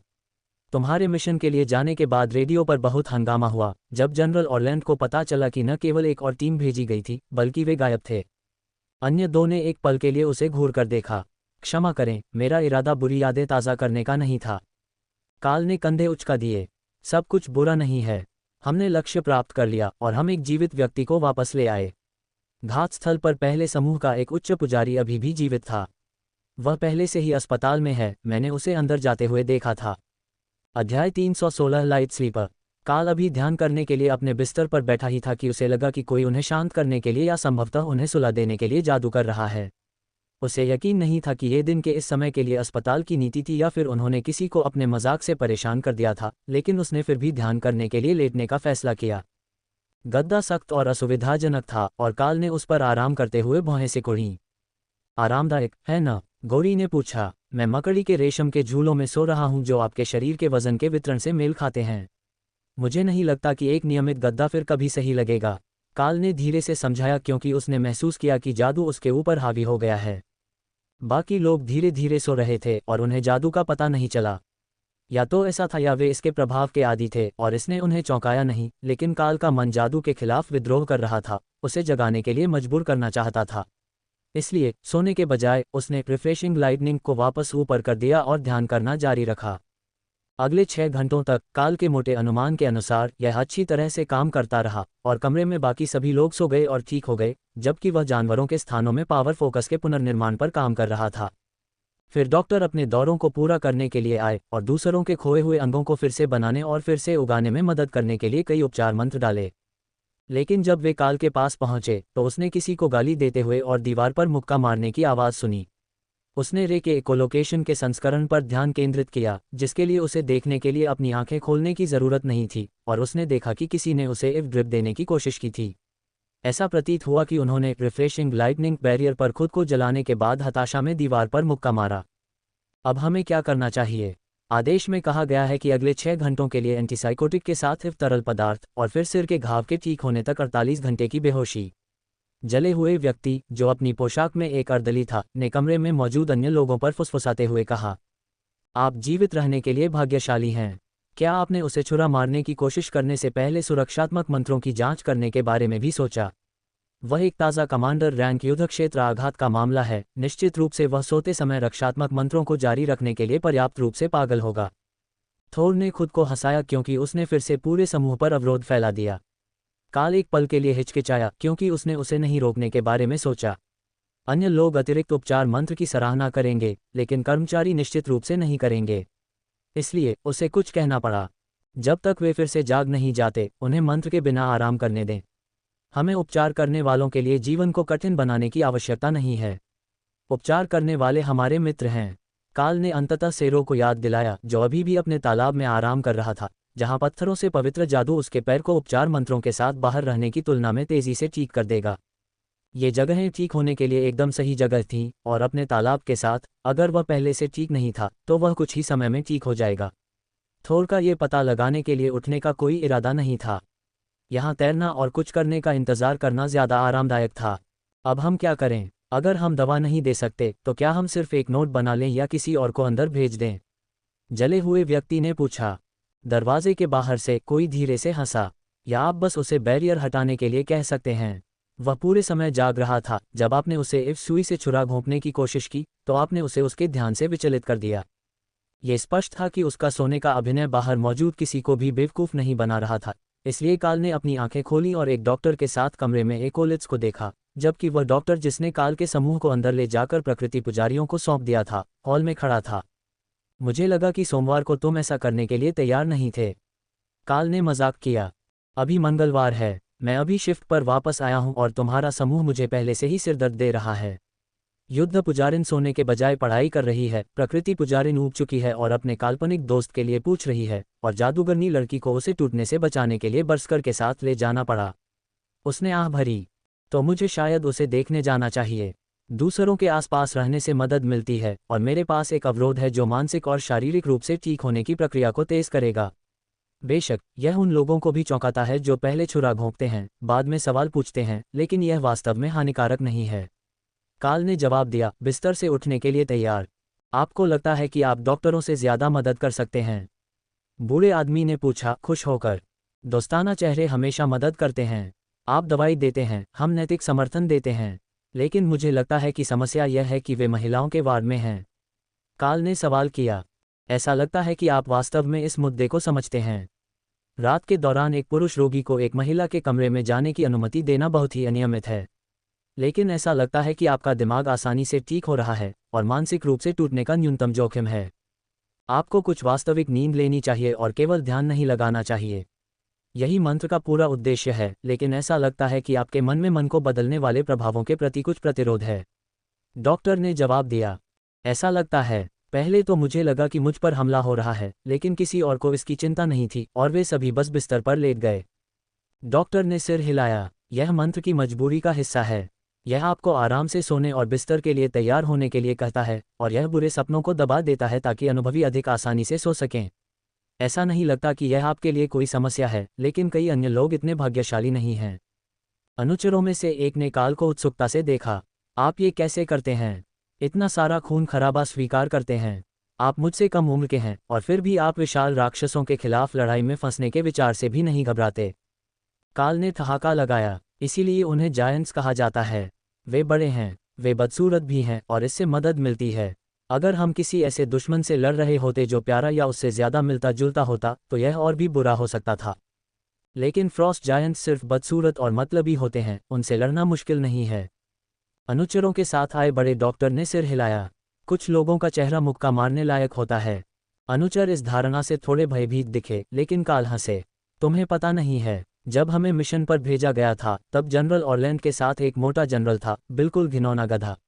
अगर ऑरलैंड ने हस्तक्षेप नहीं किया होता तो मैं उसे सबक सिखाने के लिए खुशी खुशी लकड़ी के शेड के पीछे ले जाता। डॉक्टर ने ठहाका लगाया। मैं आपकी फाइलों में इसका उल्लेख कर दूंगा, लेकिन जनरल ऑरलैंड अन्य जनरलों के रवैये के लिए माफ़ी नहीं मांगेंगे। ये हाल ही में सैन्य और नागरिक अभिजात वर्ग के बीच चल रहा एक मुद्दा है, और समस्या बदतर होती जा रही है। काल ने अपना सिर हिलाया। ये वास्तव में अपरिहार्य है। जब किसी के पास इस स्तर की शक्ति होती है तो ये हमेशा उसके सिर पर चढ़ जाती है। खदान में फोरमैन की तरह अपनी शिफ्ट में काम करने वाले कर्मचारियों पर हुक्म चलाने की तरह प्रलोभन अपरिहार्य है। लेकिन समस्या यह है कि अभिजात वर्ग के दो प्रकार हैं, और वे नागरिक या सैन्य नहीं हैं। वे जो अपने वर्ग को अपनाते हैं, बनाम वे जो अपने पद से मिलने वाले लाभों को अपनाते हैं। यहाँ अस्पताल में सभी को अच्छा खेलना होता है और हम सभी अपनी भूमिकाएं और अपनी रैंकिंग जानते हैं और चीज़ें सुचारू रूप से चलती हैं। लेकिन वहाँ आपके पास ऐसे अभिजात वर्ग हैं जो कभी भी उन मिशनों को लेने की हिम्मत नहीं करेंगे जिन्हें वे दूसरों को सौंप रहे हैं, और वे जो इसे स्वयं कर चुके हैं। युद्ध क्षेत्र में केवल उन दो प्रकार के अभिजात वर्ग में से एक को सम्मान मिलता है, और स्पष्ट रूप से ये बेहतर होगा कि वे किसी को मारने से पहले दूसरों को घर भेज दें। ऑरलैंड जानता है कि लड़ना क्या होता है। अधिकांश पादरी जानते हैं कि सामान्य मानव सैनिकों और उनके देवताओं की कृपा के अलावा कुछ भी नहीं होने के साथ अग्रिम पंक्ति में होना क्या होता है। लेकिन जब वे नौकरशाहों को किसी अग्रिम पंक्ति के शिविर में अपना समय बिताने के लिए दबाव डालते हैं तो वे चीज़ों को गड़बड़ कर देते हैं। एक नज़ हंसी। वे अभी भी जनरल और कमांडर हैं। आप उन्हें और कहाँ रख सकते हैं? काल ने कंधे उचका दिए। हम उन्हें एक फैंसी वर्दी पहना सकते हैं और वे राजधानी में सार्वजनिक इमारतों की रखवाली कर सकते हैं। ये नागरिकों के लिए नागरिक सद्गुणों का एक अच्छा प्रदर्शन होगा। नज़ ने अपनी हंसी रोकने की कोशिश करते हुए गला रुंध लिया और डॉक्टर ने अपना सिर हिलाया। हम आरोही और कमांडर रैंक के जनरलों को सम्मान गार्ड ड्यूटी पर खड़े रहने के लिए नहीं कह सकते क्योंकि वे वास्तविक युद्ध के मैदान के लिए उपयुक्त नहीं हैं। उसके पीछे से हिप्पी प्रकृति पुजारियों में से एक ने हंसते हुए कहा, हम नागरिक आरोही और कमांडर रैंक के अभिजात वर्ग से सरकारी भवनों में सुरक्षा विवरण और सम्मान गार्ड ड्यूटी करने के लिए कहते हैं। शायद यह अधिकारियों को उनकी जड़ों में वापस जाने के लिए कुछ अच्छा करेगा। आप यहाँ क्यों आए हैं? पहले डॉक्टर ने संदेह से पूछा। मेरे एक मरीज का कहना है कि अगर वह मकड़ी नहीं रख सकती तो वह कम से कम सांप को पालना चाहती है। क्या मैं आपका मरीज उधार ले सकता हूँ? बूढ़े हिप्पी ने पूछा। अध्याय 317 सुबह के आगंतुक। काल ने बूढ़े हिप्पी को देखकर मुस्कुराया। बेशक, मैं तुम्हारे साथ चलूंगा। मैंने खूब नींद ली है और अगर मैं मिलने नहीं गया तो हमें पूरी रात प्रकृति के पुजारियों से सावधान रहना होगा। घर के अंदर चुपचाप बैठे रहना उनके स्वभाव में नहीं है और जहाँ तक मुझे पता है वह घायल नहीं हुई थी। सफ़ेद लबादे वाले डॉक्टर ने फिर से अपनी नाक के पुल को चुटकी में दबाया और काल को पता चल गया कि वे उसकी शिफ्ट शुरू होने के कुछ ही मिनटों बाद उसे तनाव में डाल रहे थे। काल ने उसके कंधे पर थपथपाया। मैं सुझाव देता हूं कि आप बस प्रवाह के साथ चलें। ये चीज़ों की प्रकृति है। जितना अधिक आप इसके खिलाफ लड़ेंगे उतनी ही अधिक समस्याएं आप अपने लिए पैदा करेंगे, और ऐसा नहीं है कि अगर हम वास्तव में इसे होने देने के लिए दृढ़ संकल्पित हों तो आप कुछ भी करके इसे रोक नहीं सकते। यह एक ऐसी बात है जो प्रकृति के पुजारियों को सही लगती है। आपको प्रकृति को गले लगाने की ज़रूरत है और स्वीकार करना चाहिए कि कठोर नियम हमेशा हर मरीज के लिए सही जवाब नहीं होते हैं। बस प्रकृति के पुजारियों को राक्षसों को गले लगाने दें और वे फिर से खुश हो जाएंगे। ये किसी भी दवा से बेहतर है जो आप उन्हें दे सकते हैं। बूढ़ा हिप्पी हंसा और उसने सहमति में सिर हिलाया। ये व्यावहारिक रूप से ग्रीन ड्रैगन के अनुयायियों के लिए बनाया गया है। क्या आप जानते हैं कि हमारे कितने लोग अकुशल को पालने की कोशिश में मारे गए हैं या मारे गए हैं? अब वह खतरनाक राक्षसों के साथ आता है जो वास्तव में उनके स्नेह को स्वीकार करेंगे। आप उन्हें अचानक नहीं कह सकते। ये प्रकृति के पुजारियों के जीवन के लिए एक वास्तविक खतरा था। उनके दिमाग को ये स्वीकार करने में कठिनाई हो रही थी कि सभी दोस्त जैसी चीज़ें दोस्त नहीं होती। सफ़ेद लबादे वाले डॉक्टर ने काल को कमरे से बाहर जाने के लिए इशारा किया और वह बूढ़े हिप्पी के पीछे पीछे एक बड़े खाली कमरे में चला गया जिसके बारे में उसे लगा कि शायद वह खाली भंडारण कक्ष हो सकता है। लोट्स और डग पहले से ही वहां थे, साथ ही आधा दर्जन अन्य हरे लबादे वाले पादरी भी जो चुटकुले सुनाते हुए बैठे थे। काल, तुम पहले से ही जाग चुके हो। अच्छा समय है। मुझे अभी एहसास हुआ कि हम अभी तक रैमी से ठीक से नहीं मिल पाए हैं, भले ही मैंने उसे युद्ध के मैदान में देखा हो। लोट्स ने घोषणा की। बेशक रैमी, तुम बाहर आकर नमस्ते क्यों नहीं कहती? रैमी काल के गोफन में लिपटने के लिए अपनी जगह से बाहर आए और फिर कमरे का जायजा लेने के लिए अपना सिर बाहर निकाला, इससे पहले कि वह वास्तव में खुले में आने वाली थी या नहीं। काल को यहाँ लाने वाला बूढ़ा हिप्पी निराशा में अपना सिर हिलाते हुए हंस पड़ा।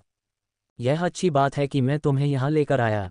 क्या तुम कल्पना कर सकते हो कि अगर वे उससे मिलते तो सफ़ेद वस्त्र पहने लोगों की क्या प्रतिक्रिया होती? रैमी, है न? जब हम बिल्लियों और धरती के चूहों को आराम के लिए लाते हैं तो वे काफ़ी घबरा जाते हैं, लेकिन एक जहरीला स्पिरिट बीस्ट, हमें मरीजों के बजाय उनके लिए क्रैश कार्ट की ज़रूरत पड़ सकती है। काल के मन में रैमी हंसी जब उसने उसे बड़बड़ाते हुए सुना, लेकिन छोटे सांप ने पहचान लिया कि वह उसे प्यार से देख रहा था, जबकि लोट्स एक विनती भरी नज़र और अपने हाथों को फैलाए हुए उनके सामने आ गया था। छोटा सांप गोफन से बाहर निकल आया और कमरे के चारों ओर बेहतर ढंग से देखने के लिए लोट्स की बाह के चारों ओर लिपट गया। वह काल को याद किए गए आकार से बड़ी थी, अब 1 मीटर से ज़्यादा लंबी थी और ठीक से सांप जितनी मोटी होने लगी थी, न कि पेंसिल जितनी पतली जितनी जब वह पैदा हुई थी। लेकिन अगर वह स्पिरिट स्नेक के रूप में रहती तो वह पूरी तरह से विकसित होकर 20 मीटर लंबी होती, और अगर वह नागा में विकसित होती तो उसका धड़ कम से कम इंसान के आकार का होता। काल ने सोचा कि अगर वह विकसित होने जा रही थी तो अब तक इसके कुछ संकेत मिल जाने चाहिए थे, लेकिन रैमी सांप की तरह खुश थी, भले ही उसके कुलदेवता 4 भुजाओं वाले नागा जादूगर के हों। जब लोट्स उसे कमरे में घुमा रहा था, रैमी को उसके सभी नए दोस्तों से मिलवा रहा था, तो और लोग उनके साथ शामिल होने के लिए आ गए। ओफेलिया को एक अन्य प्रकृति पुजारी ने साथ दिया और एक नज ने एक नाजुक विशेषताओं वाली किशोरी लड़की को कमरे में ले जाया, जिसके सुनहरे बाल बहुत बड़े थे। वह लगभग 13 या 14 साल की लग रही थी, संभवतः अकादमी में एक फ्रेशमैन अगर वह लीग थी, लेकिन काल ने उसे नहीं पहचाना। वह वही है, मैं तुम्हें बताता हूँ, मैं पागल नहीं हूँ। काल, इस पागल महिला से कहो कि मैं तोरी हूँ। सुंदर लड़की ने मांग की। हर कोई चुप हो गया और उसे देखने के लिए मुड़ा। उसकी गंध अभी भी तोरी जैसी है। थोर ने सहमति जताई। हाँ, यह एक छोटी तोरी है। हॉक ने जोड़ा। क्या मैं उसे रख सकता हूँ?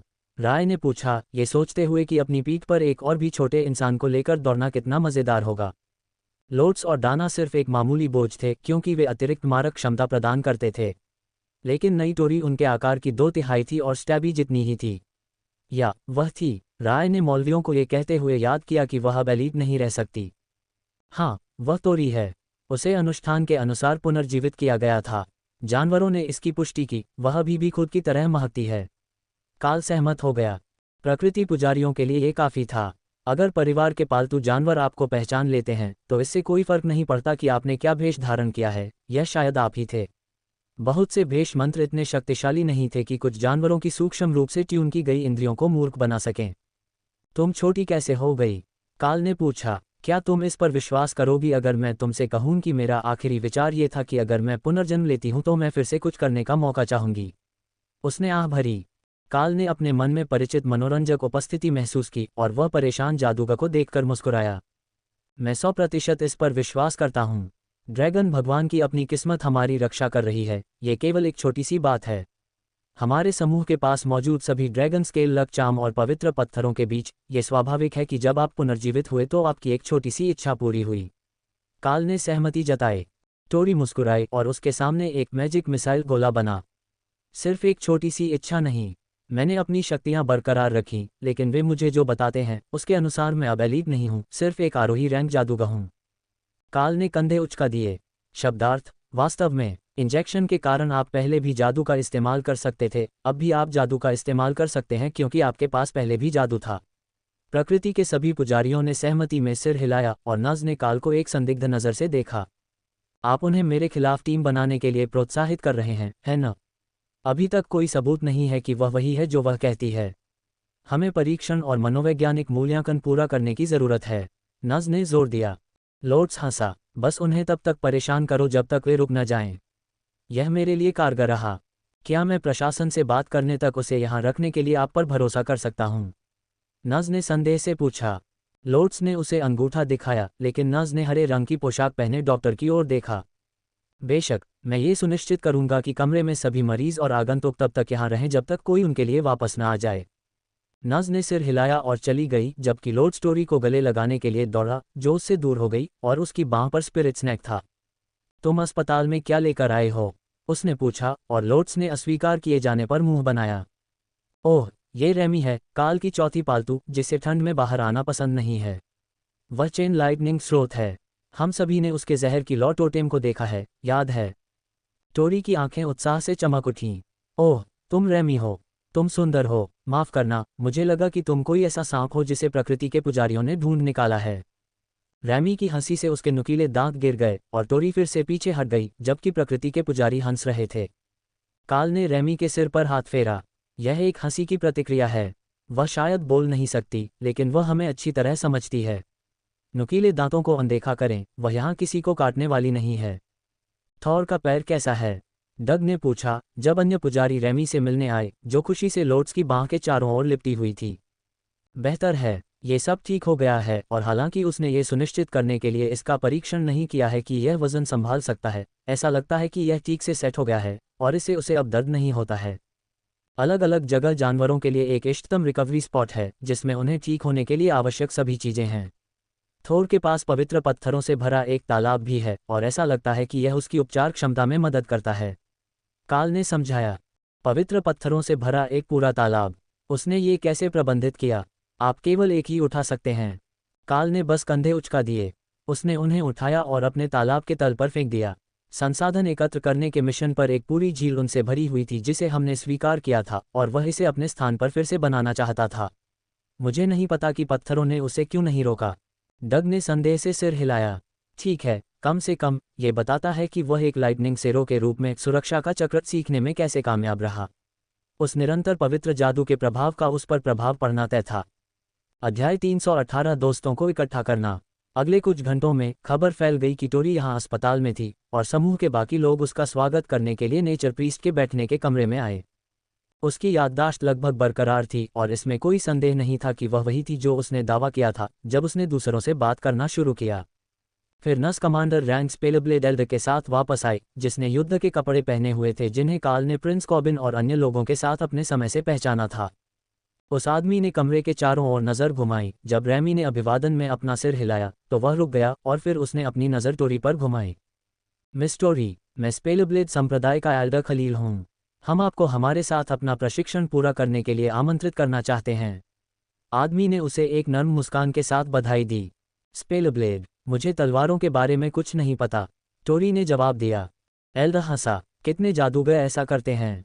प्रशिक्षण का उद्देश्य यही है, ऐसी चीजें सीखना जो आपकी क्षमताओं की प्रशंसा करें और जादूगर के कौशल सेट में कमियों को दूर करें। स्पेलब्लेड की क्षमताओं के साथ जादूगर और भी अधिक शक्तिशाली लड़ाकू बल बन जाते हैं। मैं ये वादा नहीं कर सकता कि यह तेज़ या आसान होगा। वास्तव में मैं ये भी वादा नहीं कर सकता कि यह विशेष रूप से आनंददायक होगा। लेकिन मैं वादा कर सकता हूं कि हम अपने लिए देखें, और आप अपने प्रशिक्षण समाप्त होने से पहले वह सब सीख लेंगे जो आपको जानना आवश्यक है। टोरी संदेहास्पद दिखी, लेकिन काल ने सोचा कि यह एक अच्छा विचार हो सकता है। वह अपनी प्रतिष्ठा से दूर एक नई शुरुआत करना चाहती थी, और स्पेलब्लेड के साथ उसके पास कोई प्रतिष्ठा नहीं थी। काल ने एल्डर को सिर हिलाया। वे लड़कियों को लड़कों की तरह ही प्रशिक्षित करते हैं, और वे तकनीकों के लिए अच्छी तरह से अनुकूल हैं। मैंने उनके एक एकोलाइट्स में से एक के साथ द्वंद्व युद्ध किया, और वह मेरे द्वारा देखे गए अधिकांश जागृत अभिजात वर्ग की तुलना में बहुत अधिक प्रभावशाली थी। जादूगर मंत्रों के साथ ब्लेड और मूवमेंट तकनीकों का संयोजन अविश्वसनीय रूप से प्रभावशाली था। इससे टोरी के कुछ डर शांत हो गए। और स्पेलब्लेड को कैसे माना जाता है? उसने पूछा। हम यहाँ कई जादुई राष्ट्रों की तुलना में कम मौजूद हैं, लेकिन आधिकारिक तौर पर हमारे साथ उसी रैंक के कुलीनों जैसा ही व्यवहार किया जाता है। जादुई राष्ट्रों में स्पेलब्लेड कुलों को उनकी सेनाओं के कुलीन सैनिकों के बराबर दर्जा प्राप्त है, और बड़ों को हर जगह सम्मान दिया जाता है जब तक कि वह किसी प्रतिद्वंद्वी कबीले का क्षेत्र न हो। एल्डर खलील ने हंसते हुए कहा। अन्य राष्ट्रों में कुलों की राजनीति बहुत अधिक जटिल थी, क्योंकि हर कोई जादू उपयोगकर्ताओं के कई गुटों के बीच प्रभाव के लिए लड़ता था। लेकिन गोल्डन ड्रैगन राष्ट्र और अन्य गैर जादुई मानव राष्ट्रों में उनकी शक्तियों के लिए सम्मान कम सशर्त था, और उनके रैंक से अधिक जुड़ा हुआ था। लेकिन ये किसी ऐसे व्यक्ति को समझाने के लिए बहुत कुछ था जिसे वह अपने कबीले के लिए भर्ती करने की कोशिश कर रहा था। ऐसा अक्सर नहीं होता था कि उन्हें न केवल सिद्ध क्षमता वाले किसी व्यक्ति को लेने का मौका मिले, बल्कि किसी ऐसे व्यक्ति को भी जो पहले से ही जादू की मूल बातें जानता हो। पहले कुछ साल आमतौर पर अपने जादुई ज्ञान का आधार बनाने में बिताए जाते थे, क्योंकि दिव्य इंजेक्शन के बिना वे बिना किसी चीट कोड के शून्य से शुरू कर रहे थे, और यह सब ज्ञान और कड़ी मेहनत के संचय पर निर्भर था। टोरी स्पेलब्लेड कुलों के बारे में थोड़ा जानती थी, लेकिन केवल सुनी सुनाई बातों के आधार पर, और इससे पहले गोल्डन ड्रैगन राष्ट्र से किसी से नहीं मिली थी। हालांकि एल्डर एक सभ्य व्यक्ति की तरह लग रहा था, और कमरे में हर कोई उसके समूह के बारे में सकारात्मक राय रखता था। मुझे आपके कबीले में शामिल होने के लिए क्या करना होगा? टोरी ने पूछा। हमारी दो ज़रूरतें हैं, एक वफादारी की शपथ कि आप कबीले या उसके सदस्यों के रहस्यों को नहीं बताएंगे, और दूसरी बात, आपको अपना अतीत छोड़ना होगा। हमारे सभी अनुचर कबीले में शामिल होने पर नए नाम लेते हैं ताकि वे उन लोगों द्वारा आसानी से ट्रैक न किए जा सके जो उनके वंश के खिलाफ द्वेष रखते हों। अब मुझे संदेह है कि आपके माता पिता के पास ऐसे दुश्मन हैं जो स्पेलब्लेड कबीले को चुनौती देंगे, लेकिन नियम उन जादूगरों के लिए भी समान है जो अन्य देशों से जुड़ते हैं। उसने समझाया, फिर एक हाथ से अपनी लंबी सफ़ेद दाढ़ी को सीधा किया, जिससे वह एक रूढ़िवादी जादूगर की तरह प्राचीन और बुद्धिमान दिखाई दे रहा था। टोरी कुछ सेकंड के लिए हिचकिचाई, फिर अपना हाथ आगे बढ़ाया। मैं आपके प्रस्ताव से सहमत हूँ। एल्डर ने विनम्रता से उसे प्रणाम किया और उसका हाथ मिलाया। बहुत बढ़िया, मैं तुम्हें संप्रदाय परिसर में वापस ले जाऊंगा। यह मत भूलना कि जब तुम पहुंचोगी तो तुम्हारा नाम बदल जाएगा, इसलिए यहाँ तुम्हारे जो दोस्त हैं वे आसानी से तुम्हें नहीं ढूंढ पाएंगे।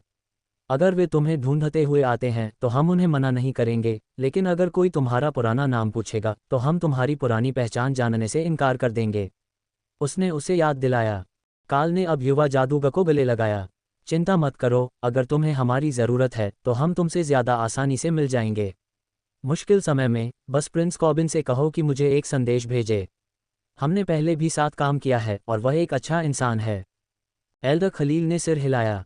उसने वास्तव में कमांडर काल और उसके समूह को युद्ध के दौरान हमारी युद्ध रेखा पर लड़ने के लिए कहा था।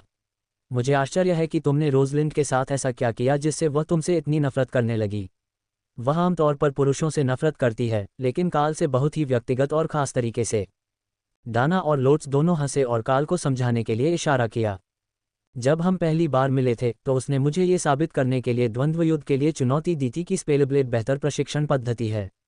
अब मैं उसके जागृत होने के लिए चढ़ गया था और यह उसके लिए अच्छा नहीं रहा। उसने हार को अच्छी तरह से नहीं लिया। जब हम खतरे में थे तब भी वह काफ़ी पेशेवर थी, लेकिन मुझे संदेह है कि हम आजीवन सबसे अच्छे दोस्त नहीं बनने जा रहे हैं, काल ने समझाया। लोट्स ने सिर हिलाया। इस तरह का सार्वजनिक अपमान जल्दी नहीं भुलाया जा सकेगा।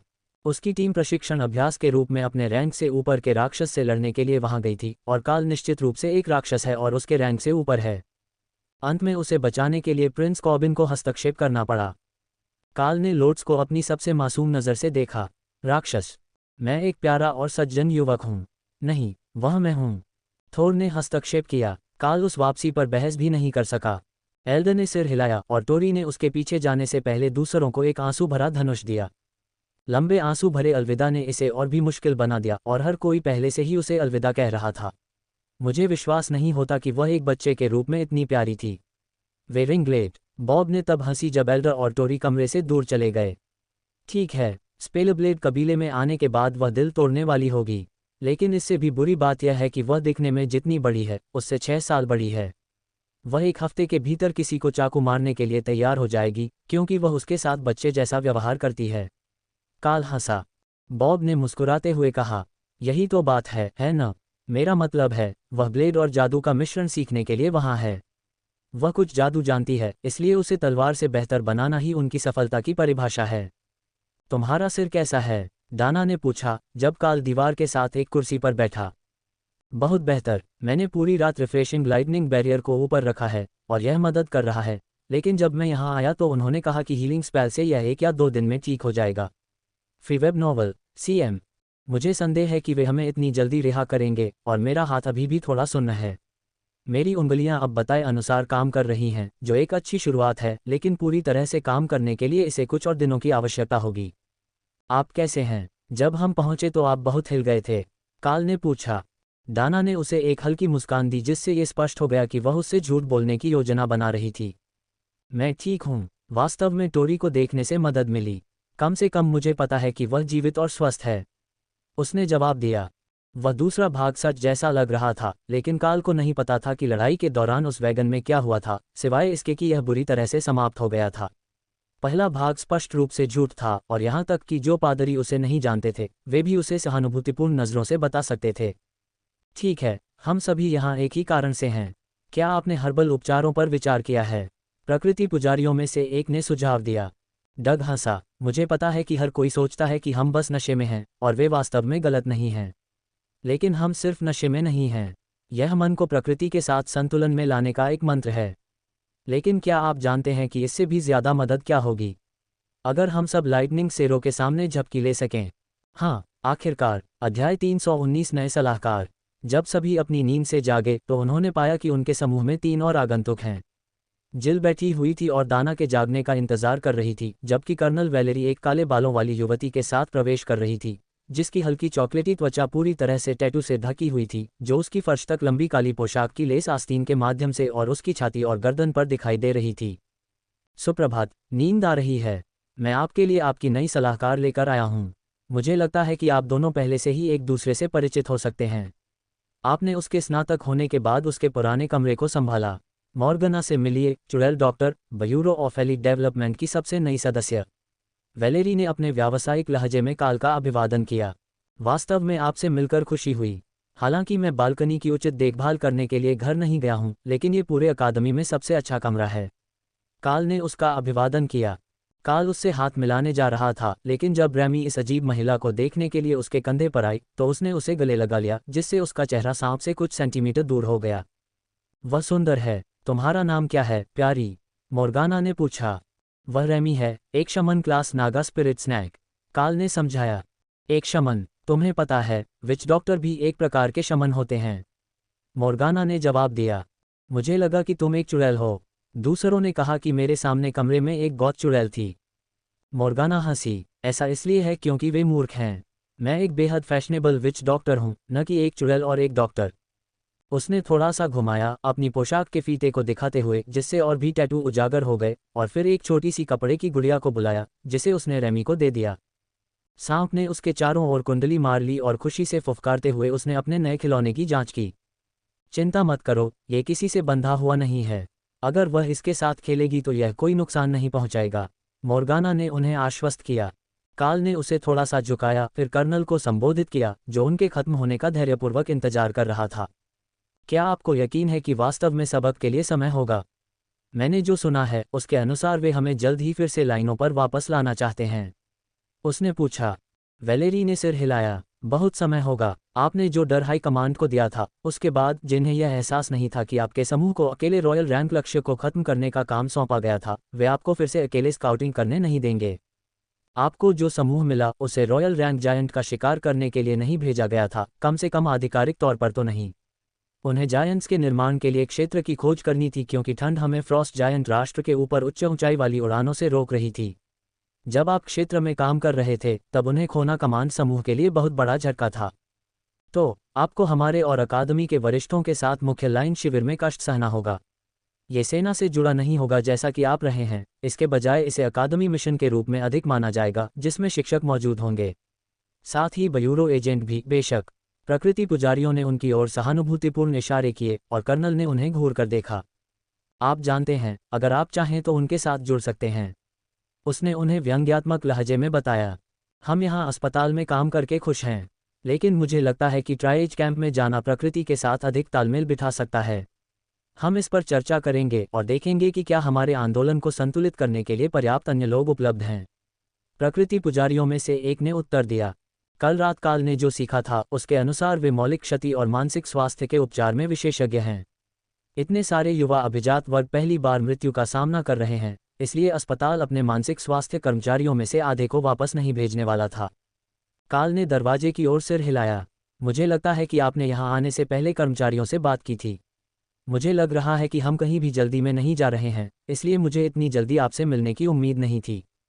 ये सच है, वे आपको कम से कम कुछ और काउंसलिंग सत्रों के बिना यहाँ से जाने नहीं देंगे। मैंने उनकी जगह लेने की पेशकश की, लेकिन जाहिर तौर पर उन्हें एक ट्रॉमा काउंसलर के रूप में मेरी योग्यता पर संदेह है, कर्नल वैलेरी ने शिकायत की। अधिकांश डॉक्टर जिन्हें उन्हें सौंपा गया था उनकी उम्र से दोगुनी थी, और काल को यकीन नहीं था कि उसने वास्तव में कोई उच्च शिक्षा कक्षाएं ली हैं, इसलिए उनकी बात सही हो सकती है। रैमी काल की बांह पर रेंगते हुए मोर्गाना के पास बैठ गई, जो उसे शांत करने वाले इशारे कर रही थी और उसके लिए खाने के टुकड़े पकड़े हुए थी। क्या किसी ने तुम्हें नहीं बताया कि अजनबियों से खाना लेना सुरक्षित नहीं है? रे ने पूछा। लेकिन उन्होंने अभी अभी कहा कि उसका नाम मोर्गाना है और वह नई सलाहकार है, रैमी ने जवाब दिया, डायन डॉक्टर के हाथ में बड़े कीड़े को घूरते हुए। और यह कितने समय पहले हुआ था? आपको उन्हें इतने लंबे समय से जानना होगा कि उन पर भरोसा किया जा सके, इससे पहले कि वे अब अजनबी न रहें। रे ने उसे चेतावनी दी। रैमी ने कुछ सेकंड के लिए इस पर विचार किया, जबकि मोर्गाना ने उसे उत्सुकता से देखा। सांप निश्चित रूप से भोजन चाहता था, लेकिन वह इसे नहीं ले रहा था। अन्य लोग उसे अजनबियों से भोजन न लेने के लिए कह रहे हैं। रैमी अभी भी बहुत छोटी है और सभी व्यवहारिक सलाह नहीं जानती है। हालांकि वह कुछ प्यारे टोटेम बनाने में सफल रही, काल ने समझाया। मोर्गाना ने भोजन को दूर रखा और रैमी के सिर को सहलाया। ये ठीक है, हम एक दूसरे को बेहतर तरीके से जान लेंगे और फिर आप स्नैक्स आजमा सकते हैं। लोर्ड्स ने डायन डॉक्टर को देखकर मुस्कुराया। प्रकृति प्रेमी हावी हो रहे हैं। पहले हमें 2 प्रकृति पादरी और एक सेरो नाइट मिले, अब हमें एक सपेरा मिला है। मॉर्गना इस टिप्पणी से उत्साहित हो गई। सेरो के पास एक नाइट है, क्या काल उसे युद्ध में ले जाता है? ऐसा लग रहा था कि वह पैदल या दूर से लड़ना पसंद करता है। वास्तव में युद्ध पुजारी, वह सेरो को युद्ध में ले जाती है ताकि वे अपने बफ को अग्रिम पंक्ति में फैला सकें। वह भाले और ढाल के साथ बहुत अच्छी है, लेकिन थोर की बाधा के साथ वे काफ़ी टिकाऊ हैं। लोट्स ने समझाया। एक लाल ड्रैगन पुजारी लाइटनिंग सेरो पर युद्ध में सवार होकर। अब यह वह नहीं है जिसकी मुझे उम्मीद थी, मॉर्गना ने जवाब दिया और भी अधिक उत्सुक हो गई। राक्षसों की सवारी करना मजेदार है। कभी कभी राय मुझे या दाना को युद्ध में ले जाने देती है, लेकिन एक सहायक की तरह यह इस बात पर निर्भर करता है कि वह अधिक क्षति या उपचार से लैस होना चाहती है या नहीं। लोट्स ने जोड़ा। पुरोहितों को सुसज्जित करने के विचार पर सभी मौलवी हंसे, लेकिन काल को लगा कि शायद वह सही हो। राय को वे सबसे अच्छे लगे क्योंकि वे सबसे छोटे और ले जाने में आसान थे और वह अपनी ज़रूरत के हिसाब से उनके बीच आदान प्रदान करती थी। उसे दाना के बगल में सोना ज़्यादा पसंद था, लेकिन लोट्स के साथ जंगल में खेलना। ज़्यादातर वह टेसा के साथ युद्ध में जाने के मामले में थोर की तरह पक्षपात नहीं करती थी, लेकिन टेसा के मामले में वह इस भूमिका के लिए एकमात्र उपयुक्त थी। कर्नल वेलेरी ने उन्हें वह अपडेट देने से पहले प्रतीक्षा की जो वह देने आई थी। काल और दाना डॉक्टरों के साथ आपके सत्र के बाद आज दोपहर से अपने ट्यूटर्स के साथ कक्षाएं लेंगे। वे अभी भी काल के सिर और हाथ के बारे में चिंतित हैं, विशेष रूप से। फिर एक सप्ताह के बाद वे स्थिति का पुनर्मूल्यांकन करेंगे और निर्धारित करेंगे कि आपको कितने समय तक आराम करने की आवश्यकता है। कर्नल ने कमरे को सूचित किया। freewebnovel.com। लोट्स ने खुशी मनाई। ओह, ये बढ़िया काम करता है। अगर हम राय को हमारे लिए यहाँ झूला लगाने के लिए कहते हैं तो हम सब अपने खाली समय में लाउंज में आराम कर सकते हैं। राय झूला बनाता है? एक पादरी ने पूछा। उनके पास ब्रेक रूम में फोल्डिंग खाटें थीं जब वे अपनी शिफ्ट के बाद घर जाने के लिए बहुत व्यस्त होते थे, लेकिन स्पाइडर सिल्क हैमॉक्स बहुत अच्छे लगते थे। राय खुशी से बाहर आए और मोर्गाना ने जब देखा कि ब्लडबैथ स्पाइडर कितना बड़ा था तो वह चौंक गई। आप जानते हैं, जब उन्होंने मकड़ी कहा तो मैं वुल्फ स्पाइडर या टारेंट्यूला के बारे में सोच रही थी। ऐसा लगता है कि मैंने स्पाइडर शब्द का बहुत कम अनुमान लगाया है। उसने बुदबुदाया। कीड़े, मकड़ियाँ और सांप उसके कई मंत्रों में शामिल थे, हालांकि काल के मंत्रों की तरह नहीं। चुड़ैल डॉक्टर अक्सर शाप और जहर देने के लिए उनका इस्तेमाल करते थे, इसलिए बुलाया गया प्राणी कुछ खास नहीं था, लेकिन उस पर जादू घातक था।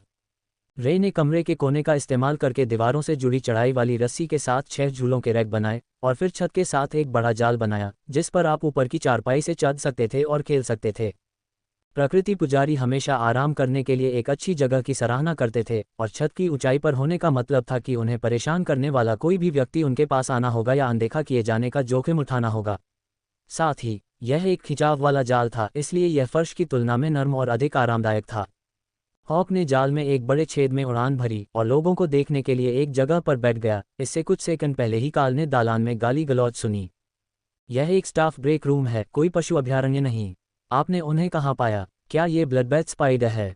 अरे, मैं डीकन के पास शिकायत दर्ज करा रहा हूँ। कोई चिल्ला रहा था जबकि प्रकृति पादरी हंस रहे थे। मुझे लगता है कि मुझे कुछ मिनटों में सभी को वापस अंदर ले आना चाहिए। काल ने ठहाका लगाया। अध्याय 320 ब्रेक रूम और मूल्यांकन। डॉक्टर कुछ मिनट बाद सभी को सुबह के उपचार के लिए ले जाने के लिए आए, जो ज़्यादातर मनोवैज्ञानिक थे, लेकिन डॉग को अपनी पसलियों के नीचे के अंदरूनी घावों की जांच करवानी थी ताकि यह सुनिश्चित हो सके कि वे ठीक से ठीक हो गए हैं, और काल को भी अपनी बांह की जांच करवानी थी। मस्तिष्काघात का उपचार ज़्यादातर मनोवैज्ञानिक मूल्यांकन के अंतर्गत आता है, पादरी द्वारा पहले स्कैन के अलावा ये सुनिश्चित करने के लिए कि उपचार मंत्रों ने उसके मस्तिष्क के अंदर कोई दबाव या जमा हुआ रक्त नहीं छोड़ा है जो स्ट्रोक का कारण बन सकता है। ठीक है, ऐसा लगता है कि आपके सिर पर शारीरिक क्षति अच्छी तरह से ठीक हो गई है, लेकिन उपचार जादू का उपयोग करने के बाद क्षेत्र कुछ समय के लिए कोमल और संवेदनशील हो सकते हैं। आपके शरीर का बाकी हिस्सा ठीक लग रहा है, हालांकि मुझे लगता है कि आपकी कुछ पसलियां हाल ही में टूटी थीं जिन्हें जादू से ठीक किया गया था, इसलिए आपको अगले महीने तक उस क्षेत्र पर कोई और चोट लगने से बचना चाहिए। बस मामले में डॉक्टर ने स्कैन के बाद शुरू किया। काल ने ठहाका लगाया और डॉक्टर ने कंधे उचका दिए। कोई भी व्यक्ति वास्तव में हमारी सिफारिशों का पालन करता है या नहीं, यह इस तथ्य से पूरी तरह अलग मामला है कि हम उन्हें क्या देते हैं। तार्किक रूप से वे ठीक हो जाते हैं और उन्हें पहले की तरह ही मजबूत होना चाहिए, लेकिन उस क्षेत्र में तंत्रिकाएं संवेदनशील बनी रहती हैं क्योंकि उन्हें क्षति याद रहती है। इसलिए हम निकट भविष्य में और अधिक चोट न लेने की सलाह देते हैं, क्योंकि इससे काल्पनिक दर्द और अन्य मनोदैहिक प्रभाव हो सकते हैं जिन्हें ठीक करना लगभग असंभव है। काल ने सिर हिलाया। ये बहुत मायने रखता है। पूरे शरीर को प्रशिक्षित किया जा सकता है, इसलिए यदि आपका शरीर लगातार दर्द में रहने को याद रखता है तो उसे दर्द के साथ प्रतिक्रिया करने के लिए प्रशिक्षित किया जाएगा। बिल्कुल, लेकिन आप सभी एलीट अपने शरीर का लगातार दुरुपयोग करते हैं। जब आप मेरी उम्र तक पहुंचते हैं तो आपकी सारी पुरानी चोटें जुड़ जाती हैं और आप बिना कुछ किए ही धीमे और लगभग अपंग हो जाते हैं। इसलिए अस्पताल अभी भी एलीट को अपने शरीर की देखभाल करने के लिए प्रोत्साहित करते हैं। मुझे पता है कि आप में से कोई भी अभी बूढ़ा नहीं है और उन्नत उपचार क्षमताओं और अलौकिक शरीर के साथ आप शायद कभी भी मेरे जैसे पादरी जितने बूढ़े और धीमे न हो, लेकिन समय के साथ आपको यह महसूस होगा। डॉक्टर ने उसे चेतावनी दी। चिंता मत करो डॉक्टर, मैं सुन रहा हूँ। सभी चोटों से बचना संभव नहीं हो सकता है, लेकिन आप यहाँ वेटन्स अस्पताल में पहले से ही यह जानते हैं। मैं अपनी पूरी कोशिश करूँगा कि मुझे और मेरे जानवरों को चोटें न लगें। मैं युद्ध क्षति से उनके विकास में बाधा नहीं डालना चाहूँगा। डॉक्टर ने सिर हिलाया। काल के बारे में ज़्यादा चिंतित था, न कि उसके पालतू जानवरों के बारे में। लेकिन अगर एलिट को चिकित्सा सलाह को गंभीरता से लेने के लिए यही करना था, तो वह यही करेगा। उनकी राय में उनमें से बहुत से लोग अपने जीवन को गंभीरता से नहीं लेते थे। बेशक, एक डॉक्टर के अनुसार सैनिकों के साथ हमेशा से यही समस्या रही है। ठीक है, हमने कंस्यूशन और शरीर के बाकी हिस्सों को ठीक कर लिया है, चलो उस हाथ को देखते हैं, उन्होंने घोषणा की। काल ने अपना हाथ स्लिंग से बाहर निकाला और उस चिकनी सिलाई को दिखाया जहां उन्होंने लोड्स की कारीगरी को अभी तक नहीं निकाला था। उसने उसे डॉक्टर की तरह नहीं सिल दिया था, उसने उसे वापस एक साथ सिल दिया था जैसे वह एक कंबल को ठीक कर रही हो, क्रॉस रनिंग टांके के साथ। डॉक्टर मुस्कुराया और अपना सिर हिलाया। ये बहुत सफाई से किया गया था और उसे कोई संदेह नहीं था कि जिसने भी इसे किया है वह बहुत कुशल कारीगर है। लेकिन अगर यह किसी चीज़ पर फंस जाता तो यह सिर्फ एक सिलाई को खींचकर नहीं निकालता, ये पूरी तरह से जुड़ा हुआ था। सबसे पहले मैं टांके हटाऊंगा और फिर एक और उपचार मंत्र का जाप करूंगा ताकि यह सुनिश्चित हो सके कि अंतिम क्षति की मरम्मत हो गई है। फिर हमें हड्डी को स्कैन करना होगा। जिन अभिजात वर्ग ने विभिन्न जादुई उपचारों के साथ उपचार किया है, उनकी हड्डियां एक मानक मानव शरीर विज्ञान से काफ़ी भिन्न हो सकती हैं, इसलिए मुझे ये देखने के लिए गहन स्कैन करने की आवश्यकता है कि मैं किसके साथ काम कर रहा हूं और यह कितनी अच्छी तरह से ठीक हो गई है, उन्होंने समझाया। ओह, मैं टांके लगा सकता हूं अगर तुम चाहो, काल ने पेशकश की। तुम उन्हें लगा सकते हो? डॉक्टर ने पूछा। काल ने अपनी बांह पर फ्लेमिंग बॉडी को सक्रिय किया और टांकों को कोटिंग करने के बजाय जला दिया, फिर रिफ्रेशिंग लाइटनिंग का उपयोग करके आंतरिक भागों को बाहर धकेल दिया ताकि लपटें उन्हें जला सकें। जब वह कर चुका तो उसकी बांह पर कोई निशान नहीं था, कोई बाल भी नहीं था, लेकिन ये सिर्फ एक छोटी सी गलत गणना थी कि लपटें क्या जलाएंगी। ठीक है, यह अप्रत्याशित है। क्या आपके पास किसी तरह की उपचार क्षमता भी है? मुझे मरम्मत से कोई पपड़ी या निशान नहीं दिखाई देता है और ये तथ्य कि यह बिना किसी निशान के ठीक हो गया अविश्वसनीय है, डॉक्टर ने पूछा। मेरे पास उस बाधा पर पुनर्जनन प्रभाव है जिसका मैं उपयोग करता हूं, लेकिन इसने रास्ते में बहुत अधिक उपचार किया है। मेरे एक जानवर के पास एक मामूली उपचार मंत्र है, हीलिंग स्प्लैश। यह एक उपचार पादरी के मानकों के अनुरूप नहीं है, लेकिन ये छोटे घावों को बंद करने के लिए अच्छा है, काल ने समझाया। डॉक्टर मुस्कुराया। उस मंत्र को अक्सर कम करके आंका जाता है। यह एक उपचारात्मक तरल है और अगर इसे धोया नहीं जाता है तो ये संपर्क के बाद कुछ सेकंड तक काम करना जारी रखेगा। इसका उपयोग मुख्य रूप से क्षतिग्रस्त नसों को ठीक करने के लिए या कई सुई इंजेक्शन के माध्यम से किया जाता है। काल ने कभी इस पर विचार नहीं किया था। किसी व्यक्ति के अंदरूनी हिस्से को ठीक करना अधिकांश जादू से आसान नहीं था, जैसा कि उसने सीखा था। लेकिन अगर आप उन्हें केवल एक उपचारात्मक तरल से भर सकते हैं तो ये काम बहुत अधिक प्रभावी ढंग से करेगा। इसे रक्त में पेश करने से शरीर इसे हर जगह प्रसारित कर देगा, जिससे ये जिस चीज़ को छूता है उसे ठीक कर देगा। बेशक, रैमी एक डॉक्टर नहीं था और उनमें से कोई भी नहीं जानता था कि इव कैसे लगाया जाता है या सुई से नस कैसे ढूंढी जाती है। लेकिन ये बात नहीं थी। बात ये थी कि उनके पास एक ऐसा कौशल था जो वास्तविक चिकित्सकों के लिए बेहतर काम करना संभव बनाता था। रैमी ने एक पल के लिए निहितार्थों पर विचार किया। आपातकालीन प्रतिक्रिया सांप, मैं तो बिल्ट इन सुइयों के साथ भी आता हूँ। fewebnovel.com। काल जोर से हंसा और डॉक्टर ने उसे ऐसा देखा जैसे कि वह उसे एक और मनोवैज्ञानिक मूल्यांकन के लिए भेजने जा रहा है। क्षमा करें, रैमी, स्पिरिट स्नैक शमन जिसके पास हीलिंग स्प्लैश क्षमता है, ने बताया कि अगर मंत्र को सीधे इंजेक्ट किया जाना है तो उसके पास बिल्ट इन सुई होती है।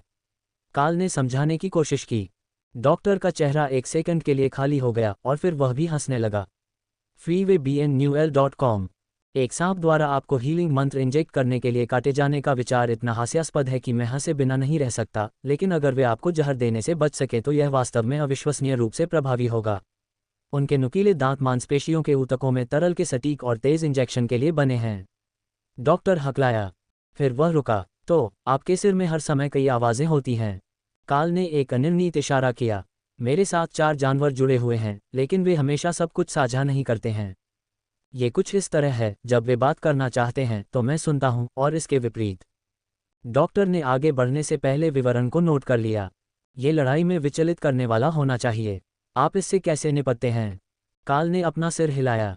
किसी और की तरह, जब वास्तव में लड़ाई चल रही होती है तो बात करने का समय नहीं होता है। वे महत्वपूर्ण जानकारी के साथ टिप्पणी करते हैं, जश्न मनाते हैं और पुष्टि करते हैं कि उन्होंने निर्देश सुने हैं। लेकिन उनमें से कोई भी वास्तव में बातूनी नहीं है। अगर वे और लोगों से बात कर सकते तो मुझे संदेह है कि थोर लाइटनिंग से रोक हो सकता है। वह लोगों से प्यार करता है, खासकर ऐसे लोग जो उसका सिर सहलाते हैं। थोर अपने स्थान पर उत्साह से सिर हिला रहा था। अगर वह और लोगों से बात कर सकता तो ये बहुत बढ़िया होता। उसके पास बताने के लिए पूरी जिंदगी की ऐसी बातें थीं जो काल पहले से ही जानता था। डॉक्टर ने काल की बांह पर एक जादू डाला और फिर कुछ मिनटों के लिए अपने जादू पर ध्यान केंद्रित किया क्योंकि उसने पहले से घायल अंग की जांच की थी। मुझे लगता है कि यह ठीक है। उपचार मंत्रों ने हड्डी को ठीक से जोड़ दिया है और मुझे कोई भी द्वितीयक फ्रैक्चर या तैरती हुई हड्डी के टुकड़े नहीं दिख रहे हैं। वे अक्सर ठीक से ठीक नहीं होते हैं। आज से आपको स्लिंग को हटाने और हाथ का फिर से उपयोग शुरू करने में सक्षम होना चाहिए, बस इसे आराम से लें। जैसा कि हमने बात की, सभी नसें या तो कुछ हद तक सुन्न हो जाएंगी या अतिसंवेदनशील हो जाएंगी। उन्हें फिर से समायोजित होने में बस कुछ दिन लगेंगे। अब हम पकड़ परीक्षण शुरू कर सकते हैं, ये सुनिश्चित करने के लिए कि सब कुछ वास्तव में ठीक से काम कर रहा है। हाथ की निपुणता, पकड़ की ताकत और बढ़िया मोटर कौशल के उन परीक्षणों ने उन्हें दोपहर के भोजन तक ले लिया, जब मोर्गाना काल को लेने आई ताकि वे दोपहर की कक्षाओं से पहले एक दूसरे को जान सकें। उसने मूल रूप से अपनी अकादमी शिक्षा को पूरी तरह से छोड़ दिया था और कर्नल वैलेरी ने उसे कमांडर के रूप में जानने के लिए आवश्यक सभी चीज़ों पर उसे गति देने का काम सौंपा था।